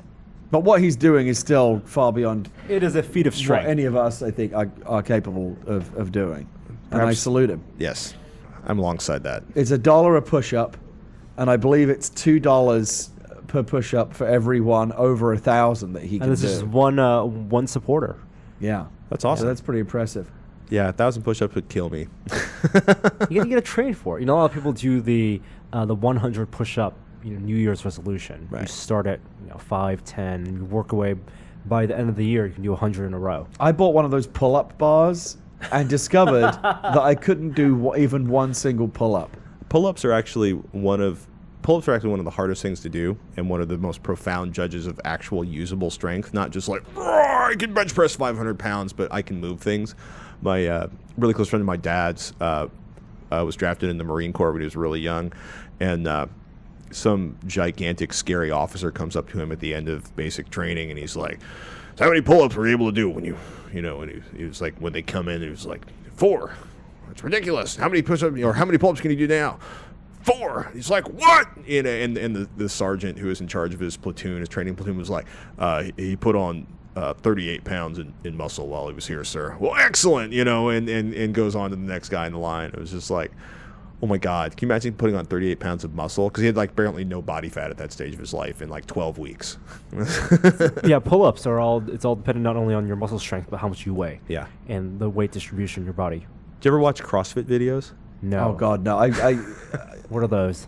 I get depressed and exhausted just thinking about that stuff. So kind of like at some point somebody decided that most of what we do for physical strength training sucks. Probably whoever, I'm sure CrossFit is trademarked and everything. Well, you learn different things going through PE, physical education class, Right. in school. Like you're taught, don't do the full sit-up. Right. Use the elbows. Do crunches are better for you. And Well, this is like going sort of kind of beyond kind of plyometrics and stuff, and being like, we're going to do a lot of raw physical motion. So there's like what they call air squats, and doing like 100 or 200 air squats in a row, or bouncing a medicine ball against a target 12 feet above your head, like a 35-pound medicine ball, and all sorts of It's a lot of very different punishing exercises in quick succession, Yeah. and you have, I think, like in order to enroll in one of those programs, that you have to submit yourself to like an evaluation. There has to be like a base level of fitness that you're not even. You may not even be at it, but they say, sorry, you're just not fit enough to do this fitness program. Yeah, well, there's also a certain element of like, we want you to pay a bunch of money up front so we can train you in the CrossFit method before we'll let you actually participate in our monthly fee to participate in CrossFit. But yeah, it's pretty brutal stuff. Like I can see them being like really big on the egg push-ups. Yeah, I looked into doing P90X for a while, and I did there's like a self-evaluation for that. So before you even order this, Right. make sure you can at least do this. And I couldn't at least do that. Do you think that stuff that And so I got the one that was under P90X, and I found that punishing enough. I mean, it was like I was just barely able to do it. So the idea that there's P90X and then Insanity or whatever is Right. it's just crazy that people can be that fit. So is that P90X the kind of, is that to is this, you think it's intentionally lowballing to bring as many people in as they can, or do you think it's to making it actually realistic warning so that people don't buy it and then return No, it? you have to be reasonably fit to be able to sustain P90X. And so there's Power 90, which is the baseline one under it, which I was just barely able, and I'm not physically fit at all. I was barely just able to do it, even it's like super introductory level. So you basically do that, and then once you've completed that, Zombies. you are probably fit enough to do P90X. But people who just jump into P90X because that's the thing they see on TV probably do it for a couple of days and they're like, "Fuck this," because they're just they're not that fit. Their body's destroyed. They can't climb out of bed in the morning. Yeah. I mean, you just want to die the next day. well, it's still the 90% of the benefit comes in just going from being like permanently sedentary to like getting 15 or 20 minutes of cardio every day. To doing Oh, yeah. anything, Yeah. walking the dog have it at a brisk standing, pace. not sitting, Yes. Yeah. like we're doing right now. Hey, Sitting, let's for remind 24 people hours. that we gonna are get some coffee, sitting in for fact. 24 hours to a podcast for which you can donate to Child's Play Charity. It's a really worthy cause. If you want to donate, the URL is tested.com/donate. Even if you're not watching this live or listening to this live, we will have the donation widget up for about a week and a half after the podcast. Good point, Norm. So about November 17th or so. And we're also auctioning off a couple items for those of you who are watching it live. The current high bid on the MakerBot heart, custom-made heart that Will made right there, painted red, is $220. If you want to submit a bid for that. $220? $220. Wow. Submit a bid by sending an email to tips@tested.com with the subject line Gear Heart in the subject line, and also your bid amount. If you put Maker Heart, we'll probably allow it. That'll probably work as well. And that auction will be ending, I believe, at 6 a.m. in about 2.5 hours. We have one more guest coming in soon? Yeah, so I think Drew is actually in there right now. Maybe we'll get him and Patrick out here at the same time. We can It's a whole lot of manliness. I bet that they're going to have a lot to talk about. I want to hear more about Korea. I'd like to hear about Korea. I bet Patrick would probably be interested in a trip to North Korea.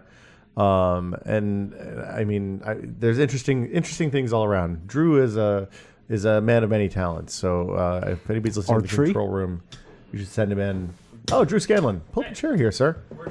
Right there is perfect. This guy in front of the surface? In front of the surface. You're on the surface. Yes, just don't spill water on it, please, because it's the only one we get. All right. Well, I mean, I guess we could go buy one, but then we'd have to get in the line. Welcome to our office, Drew. Patrick Norton, Drew Scanlon, Patrick Norton. Pleasure to meet you. So yeah, pull up a chair, grab some headphones. Probably the mic. Pull that mic over, the closer one. That's where you want to be. I love headphones. Yeah, so you haven't done this in a while, right? Yeah. Last week, Drew and Alexis, our previous guest, did a 24-hour Halo playing session and raised what, $17,000? $17,000, yeah. That's awesome. That's totally rad.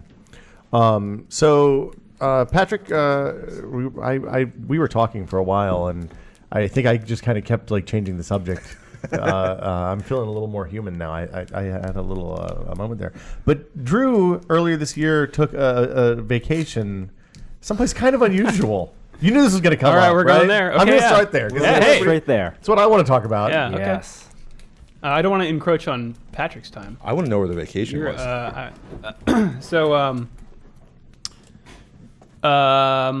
Drew was very... I went, 2010, Brad Shoemaker and I went to Seoul in South Korea to cover a StarCraft tournament. How's my mic? Am I all right? You're good. You sound great. So we covered StarCraft in South Korea, which is big there. Mm-hmm. And when we got back, a user on our site emailed me and said, hey, just want to let you know I've been to North Korea. Here's my pictures from the other side. And I was like, wait, how did you go to North Korea? And so he emailed me all this info, and I'm like, okay, I'm going.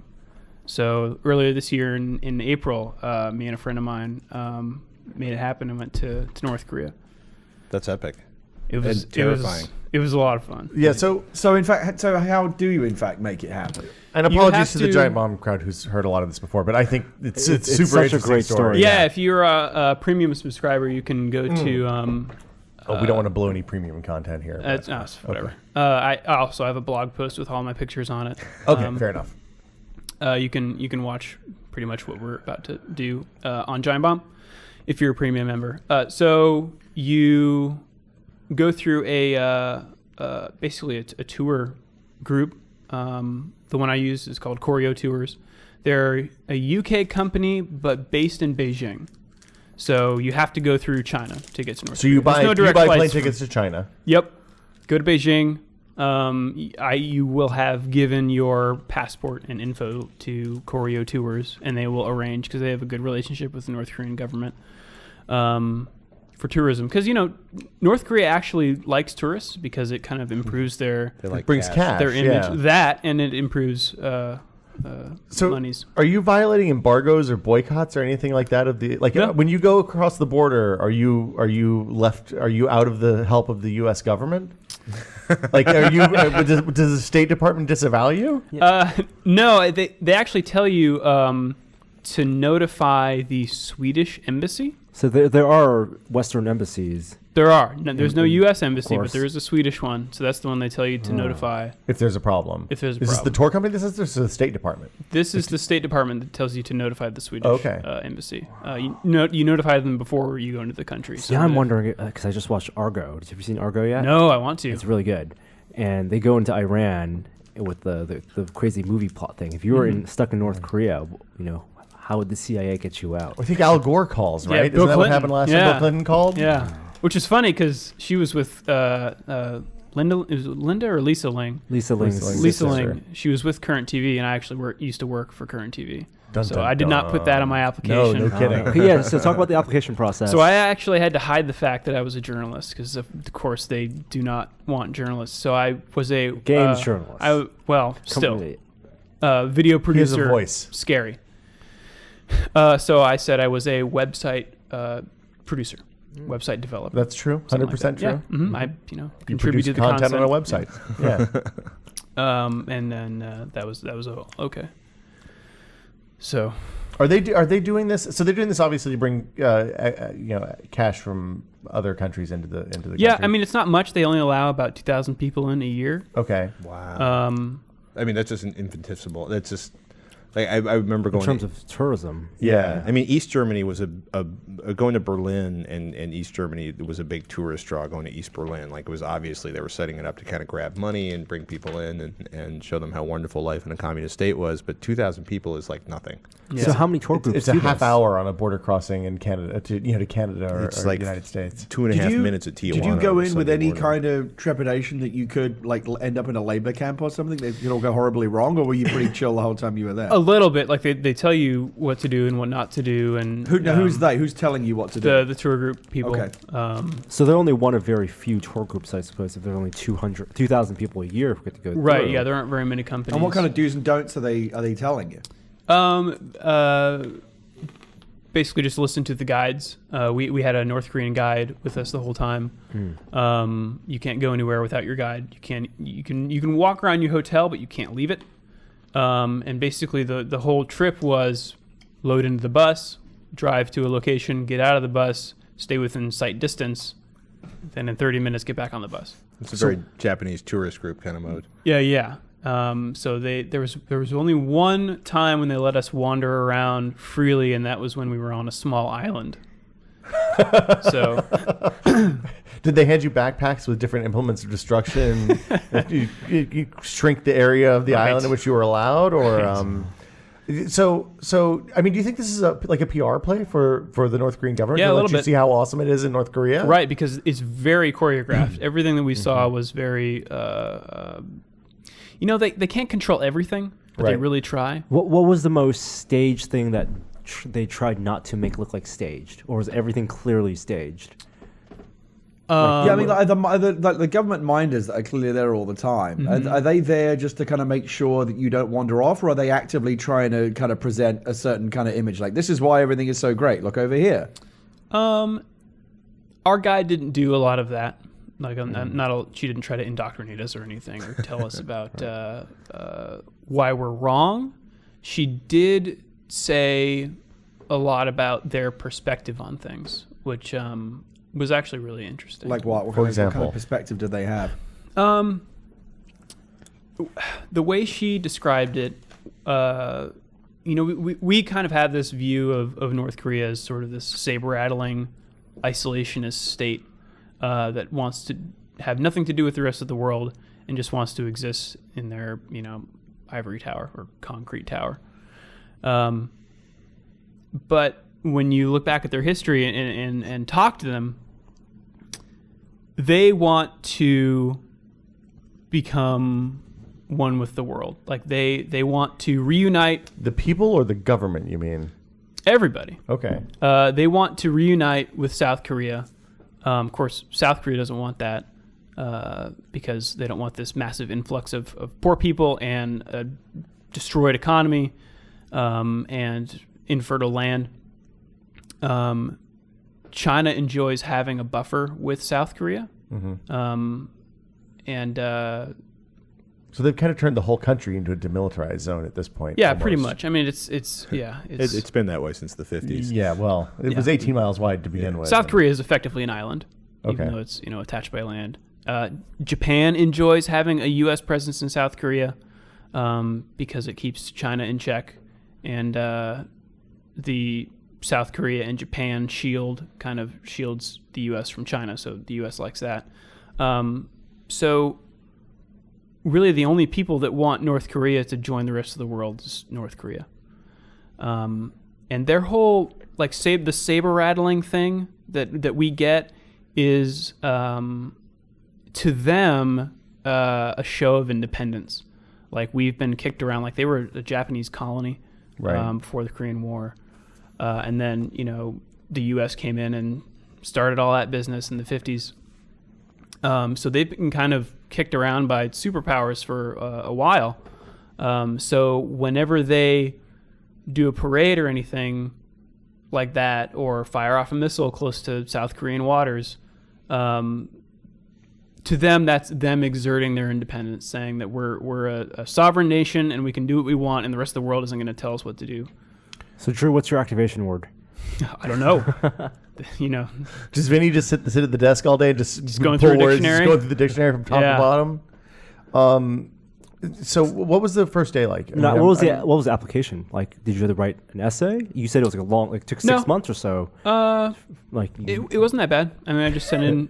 You have to write an essay, really? Yeah. And the U.S. Why want to visit North Korea? As far as the U.S. is concerned, they don't necessarily frown upon this. They just want you to exercise a lot of caution if you do decide to do it. Yeah. Like when I came back to the U.S., I had to put DPRK on my customs form, and they didn't bat an eyelash. But they don't stamp your passport. North Korea doesn't, which is kind of a courtesy because probably a lot of countries out there that wouldn't let you in. Yeah. Well, I mean, because I know for a long time, if you went to Cuba, like if you flew to Mexico and went from Mexico City to Havana, then you like that was the U.S. government did not like that at all, because there's actually there's a real serious trade embargo there, and you had to go through all sorts of special processes. Like I had some friends who went to Cuba on a mission, like a religious mission, to go out and bring, I guess, God to the the heathens or whatever. But it was like a 2-year process for them to go through and get the appropriate visas and all that, so that they could just charter a plane in Miami and fly the 30 minutes to Cuba from there. Yeah. And I guess this isn't exactly the same. No, it's they don't go out of their way to make it easy for you, but they don't block you in any way. So what? So you flew to Beijing, yeah, or you flew to China first? Yeah, flew into Beijing. Spent a few days in Beijing. Doing touristy stuff. And you said at that point you didn't even know if you would be let into the country. That's right. They don't give you your visa until you're, at the door. At the border. At the border. Yeah. So that was. And you've paid all your money at that point. Yeah, I mean, they would refund you. The tour group would refund you if you got denied. So you're out the China money at that point, basically. Yeah. Well, much. I mean, touring in China is not a bad thing. No, yeah. I mean, that's kind of why we took the few extra days. But they usually don't have a lot of people get declined. Right. But I was worrying a little bit because at that point I worked for CBS. So. Oh yeah, home of NCIS and CSI. That's right. CSI Miami. Yeah. So what was the first day like? You how do you get there? Do you go to a border in China? You fly Air Koryo. Okay. Which I thought was like, the tour group has their own planes, like a little puddle jumper or something. No, this was North Korean Airlines. Okay. And they fly these old Soviet Tupolevs from the 70s. Well, are they jets? They're jets. Kind of. Barely. Yeah, and they're maintained by North Korean and Chinese ground crews with their own parts, flight standards. Yeah, I was in the back and got tossed around a lot. How long was the flight? It wasn't that long, like an hour. Do you have like a hanging strap to hold on to? You have seatbelts and everything. No, there were seats. It was actually nice inside. Did they do the pre-flight thing just like we do here? Like, did they stand up and tell you how to use the flotation cushion? There is a in-flight safety video, which is fantastic. wish you could. I would love to see that. Yeah, I wonder if exists any copies This is what anywhere. YouTube's So for. there's no way to go by ground transportation. There is. You can take the train. They don't Okay. allow. They allow Americans to take the train in, but not the train out. That makes perfect sense. Yeah, I think I the don't know Hotel why. California. I think they assume you're gonna like scout the area on the train, and then on the train back you're gonna jump off. I have no idea. That's where you swim the river if you're a current TV employee, typically, right? Yeah, right. Yeah, okay. Yeah, we got a whole handbook on North Korean escape and evasion tactics at Current TV. So Okay, good to know. It's part of the Al Gore training manual. right. So you fly into a normal-ish airport? Or dirt? Like, what's the airport situation? It looked like an airport, but imagine an airport, but you're the only plane. Well, like I grew up in Northeast Tennessee, and we had an airport. full-size The airport. Langoliers. A full-size airport, you're the only plane operating. Wow. When you say full size, you mean like LaGuardia, SFO, a big ass airport. Yeah. But there's zero signs of humanity. Right. So it's like a zombie movie airport. Exactly. Yeah, you land and God. you taxi, and there's no jetway, of course. So you go down the stairs, and there's no one. So this is like a big airport where they only have like a handful of flights a day or something? Yeah. Yeah. I mean, it's just the one. And do you have to go through customs airline. at this point? Do you walk through all sorts of Right, so interior you- tunnels and stuff, and then you come out and there's a room No, you with just like one walk dude to stamping a thing? You walk to a building, and everybody walks into the same building, and then there's Screaming. right. And there's rows of people that check your documents, and that was frightening. Yeah, I'm sure. Like it's bad. It's scary going to Mexico. I can't imagine what going to North Korea is like. Yeah, the guy took out my Nintendo DS and was like looking at it, and I said, "No, you put the game," and he played, and he's like, "Oh, okay." So I take 3D pictures and then Right, they right. take away your 3DS. Just to Yeah, be not clear, much street passing. I am terrified No, of going not a through. lot of Like street going through border checkpoints is always like I never do anything wrong. Yeah, I It saw is Midnight always Express. scary everywhere. Like going to Canada is scary Yeah. when you go So through do because they- those guys don't actually, joke. There's no laughing. Right. Do they have the new advanced, body scanners, or is it still metal detectors? No, I don't. Are you kidding? Well, I'm just saying, if they had the body scanners, They had some metal people do not detectors want to do the body and scanning, X-rays. and I wonder if you can opt out. No, They follow the ESA guidelines there. I I think wanna you opt pretty out much of the get body strip scanners, searched right? if you want to opt out of whatever they want to do. Right. Right. Oh, you don't want to do this? All Petroleum right. finger. Right this way. Oh, troublemaker. Yeah, you can opt out of civilization right there and then if you want. Yeah. Okay, so then you hop on a bus, I assume. Yeah, hop And on a was it bus. like a tour bus? Is it like a Yeah, it's like a big, tour tall bus. thing? So it's not like a school bus or anything. It's But not. no, it's not one Is of it the. air conditioned and all that? Yes. Okay. It was. And at this point, they did not allow us to take photos from the bus. Okay, so they brief you when you get on the bus and say no photos at this point. Yeah. They told us no photos from the bus, no photos of soldiers, no photos of anything military, no photos of buildings or anything under construction, and no photos of civilians without their express permission. Okay. So And you're like if always there's a cow. presumably in close enough proximity to some kind of military person that you wouldn't feel comfortable trying to sneak a picture without feeling like someone's going to spot you doing it and say, stop that. It relaxed over time. So the next couple days, we were then allowed to take pictures from the bus, and then eventually we learned that most North Koreans are happy to pose for photographs. They're really wavy too, especially kids. They like to Yeah. like a queen wave or a No, side just to like side it's or- a camera. Hi, Okay. hey. That's or really just cool. even like being on the bus and you wave at school kids like waiting to go to school and they wave back. So, I mean, again, you talk about the difference between the way we think of it and what it's actually like from the inside. I mean, aside from the saber rattling business, the picture that we often see is just one of kind of bleakness and unhappy people and misery. Do you get the impression that the people there were unhappy or content, or like what's the general mood among the public? What I thought I was going to see was a lot of 1984 brainwashed people espousing propaganda, and that's not really what I saw. I mean, from people who were giving us presentations and stuff, you'd get that, but from the average citizen, everybody's really poor. They don't have much of anything there, even in the capital, Pyongyang, which is this is the shining example of North Korean prosperity. This is where all our tourists come. People are really poor, and they're just like, they don't care about propaganda or anything like that. They just kind of want to survive, and they do the best they can to be happy. I think we saw a military parade, and we're right in the crowd with the rest of North Korea, and I think there was genuine pride in their military, because I think they liked the independence angle of it. I don't think it's pride in the same way that their government hopes.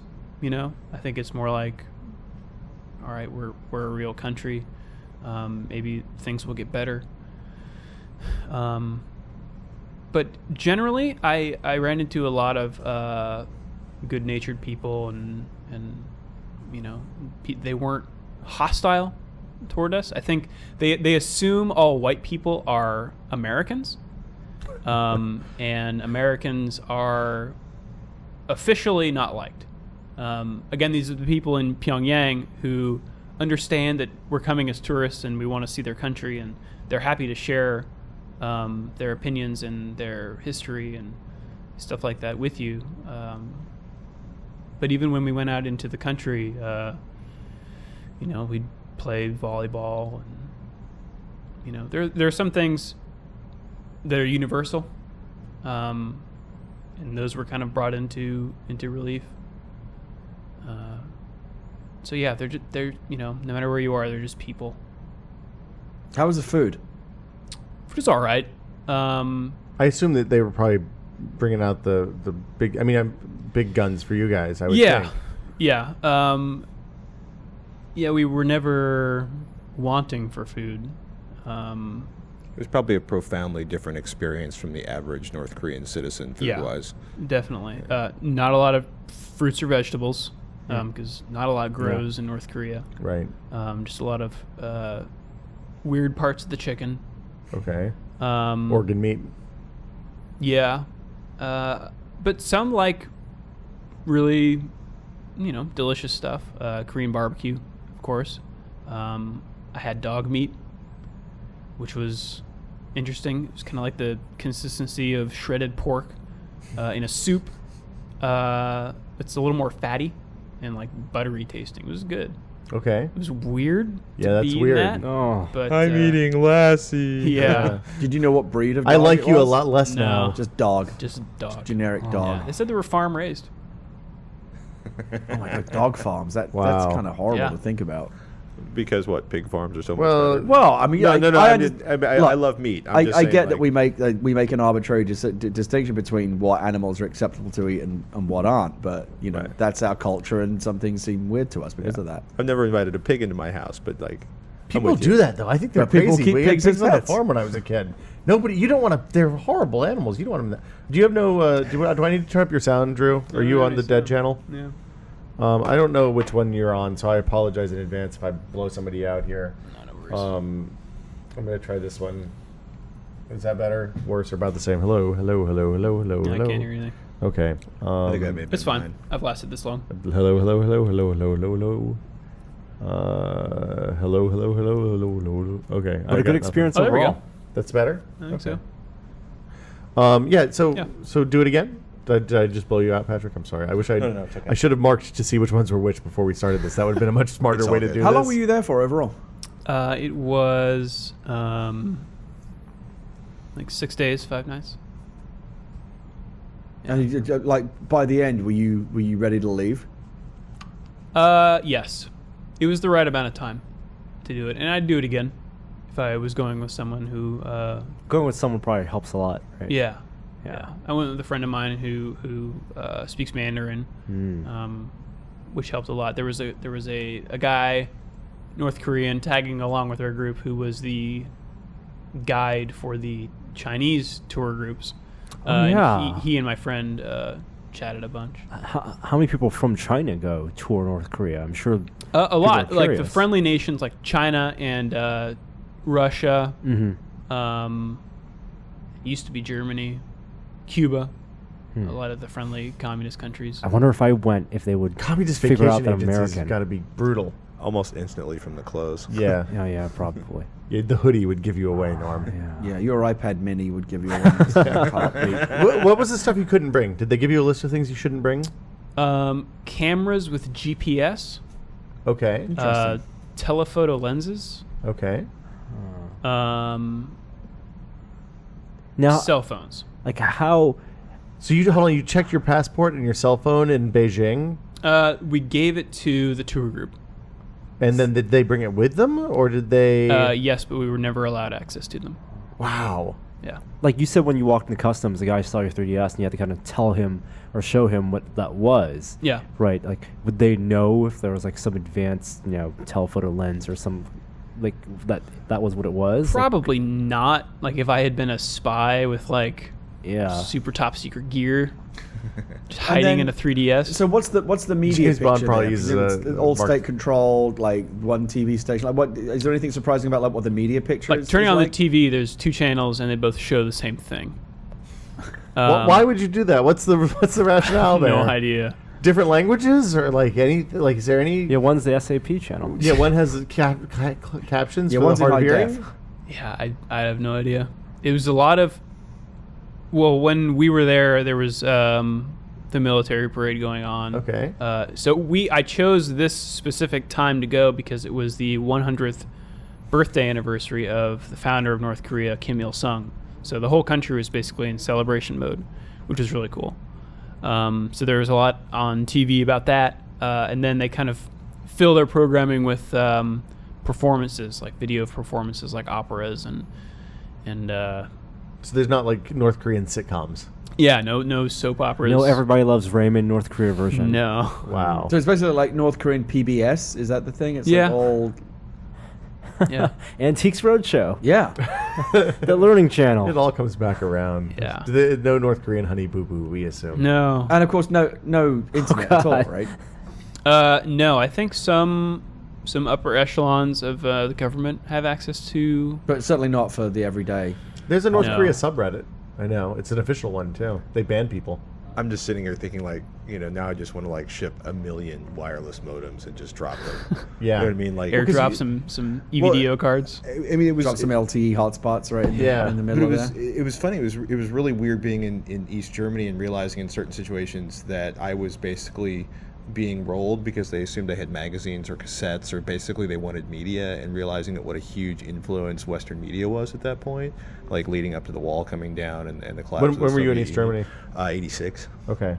85. That was scary Cold War time.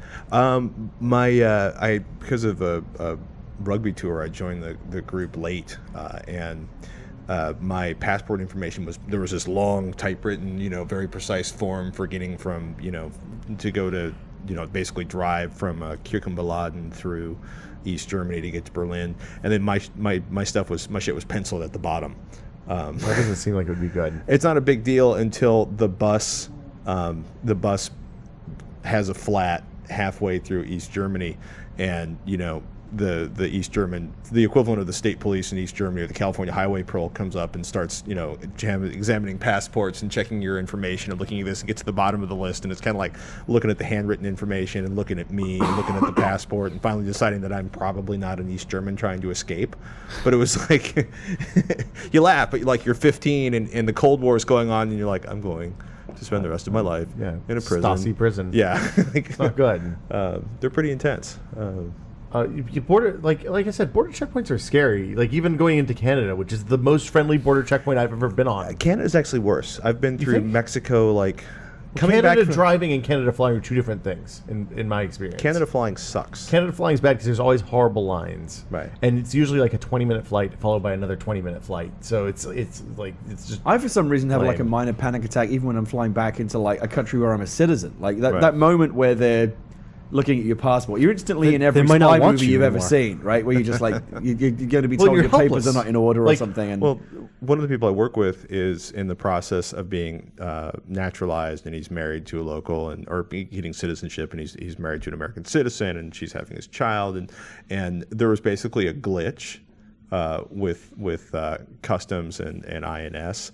So he had to fly home to Great Britain to get some paperwork done so they could finish this process. And then every time he flew, he got sidelined by customs and spent 4 hours in a room, being asked That's questions. great. And Did he have a bad name? Is that the problem? No, it's just it basically it takes like 6 months for the list to update. Oh. No matter how many times. So basically he tells them they have to call this person at this number, and they tell him he's full of crap. And then, finally, eventually they call that number and they tell them it's okay, and he gets back out. But yeah, being taken aside in a situation like that is kind of terrifying the first few times. So like while you were in North Korea, you didn't want to break you weren't trying to, it's not like when you're on the high school field trip and they're like, no, don't go out after dark, and you sneak out of the hotel room because it's funny. This is serious. Like you didn't bust out the long lens and take pictures of cows as you're driving around the bus when they told you not to take pictures, right? Yeah. Yeah. Yeah. Like what's the negative? Did they warn you about what the negative outcome is? Did they say, hey, you're gonna end up in North Korean prison, or they were like, no, you get deported before the end of your probably tour? Like, if it was a photo thing, they'd delete your photos or confiscate your camera. Okay. Or really, I mean, my SD card's on do not write mode, protect mode. I think what they tell you, what the tour group tells you, is that any bad actions that you perform will impact your North Korean guide, because they are responsible for you. So that's what kept me from taking too many unnecessary that's a smart risks. strategy. Yeah. Put a human face on it. Yeah. It's one of the great secrets. Yeah. But I don't think you'd be motivated shoot from the enough hip. to not mess around with North Korean security while you're there, right? Yeah. Like you think there's plenty of good reasons to not annoy these people. Yeah. Because you just never know. How And you they know might what? respond. If you we behaved ourselves and then were allowed to more freedom as a result. So what's next for you, Drew? Cuba, Iran, some other axis of evil? I don't know. There's Can you go to Iran? That's completely out, right? Don't go to You Iran. can do anything if you really want to. Yes. I mean, as not various backpackers have discovered to their detriment. Yeah. But there's probably a legal, moderately safe way to do that, right? I don't know. I don't really have any desire to go to Iran. Okay. There's a few things on my list. Okay. Yeah. Ooh, you got the bug. What? You got the explorer's bug. Yeah. Well, I mean, you see the stuff like Tibet and taking the pressurized train, 23 days or whatever from the coastal China up into the mountains. That stuff sounds like it would be fun. There's unrest there. It's not quite the same kind of unrest, I guess. I have a friend of mine who had to leave the country, who was married to a citizen of Nepal, and she might argue that with you. Yeah. Almost certainly, probably. Yeah. Well. Oh, hey! So it's been 2 hours. It's time for another switcher. Time for some the exclusive switcher live change. content. Yeah, live feed only content. This is block 5 of Oktoberkast. We are 10 hours in, gentlemen. 10 hours. We're going to take a quick break to change tapes and reboot the Nintendo SNES in the back that's powering this whole thing, and we'll be right back. I was laughing when I walked in. I was like, wow.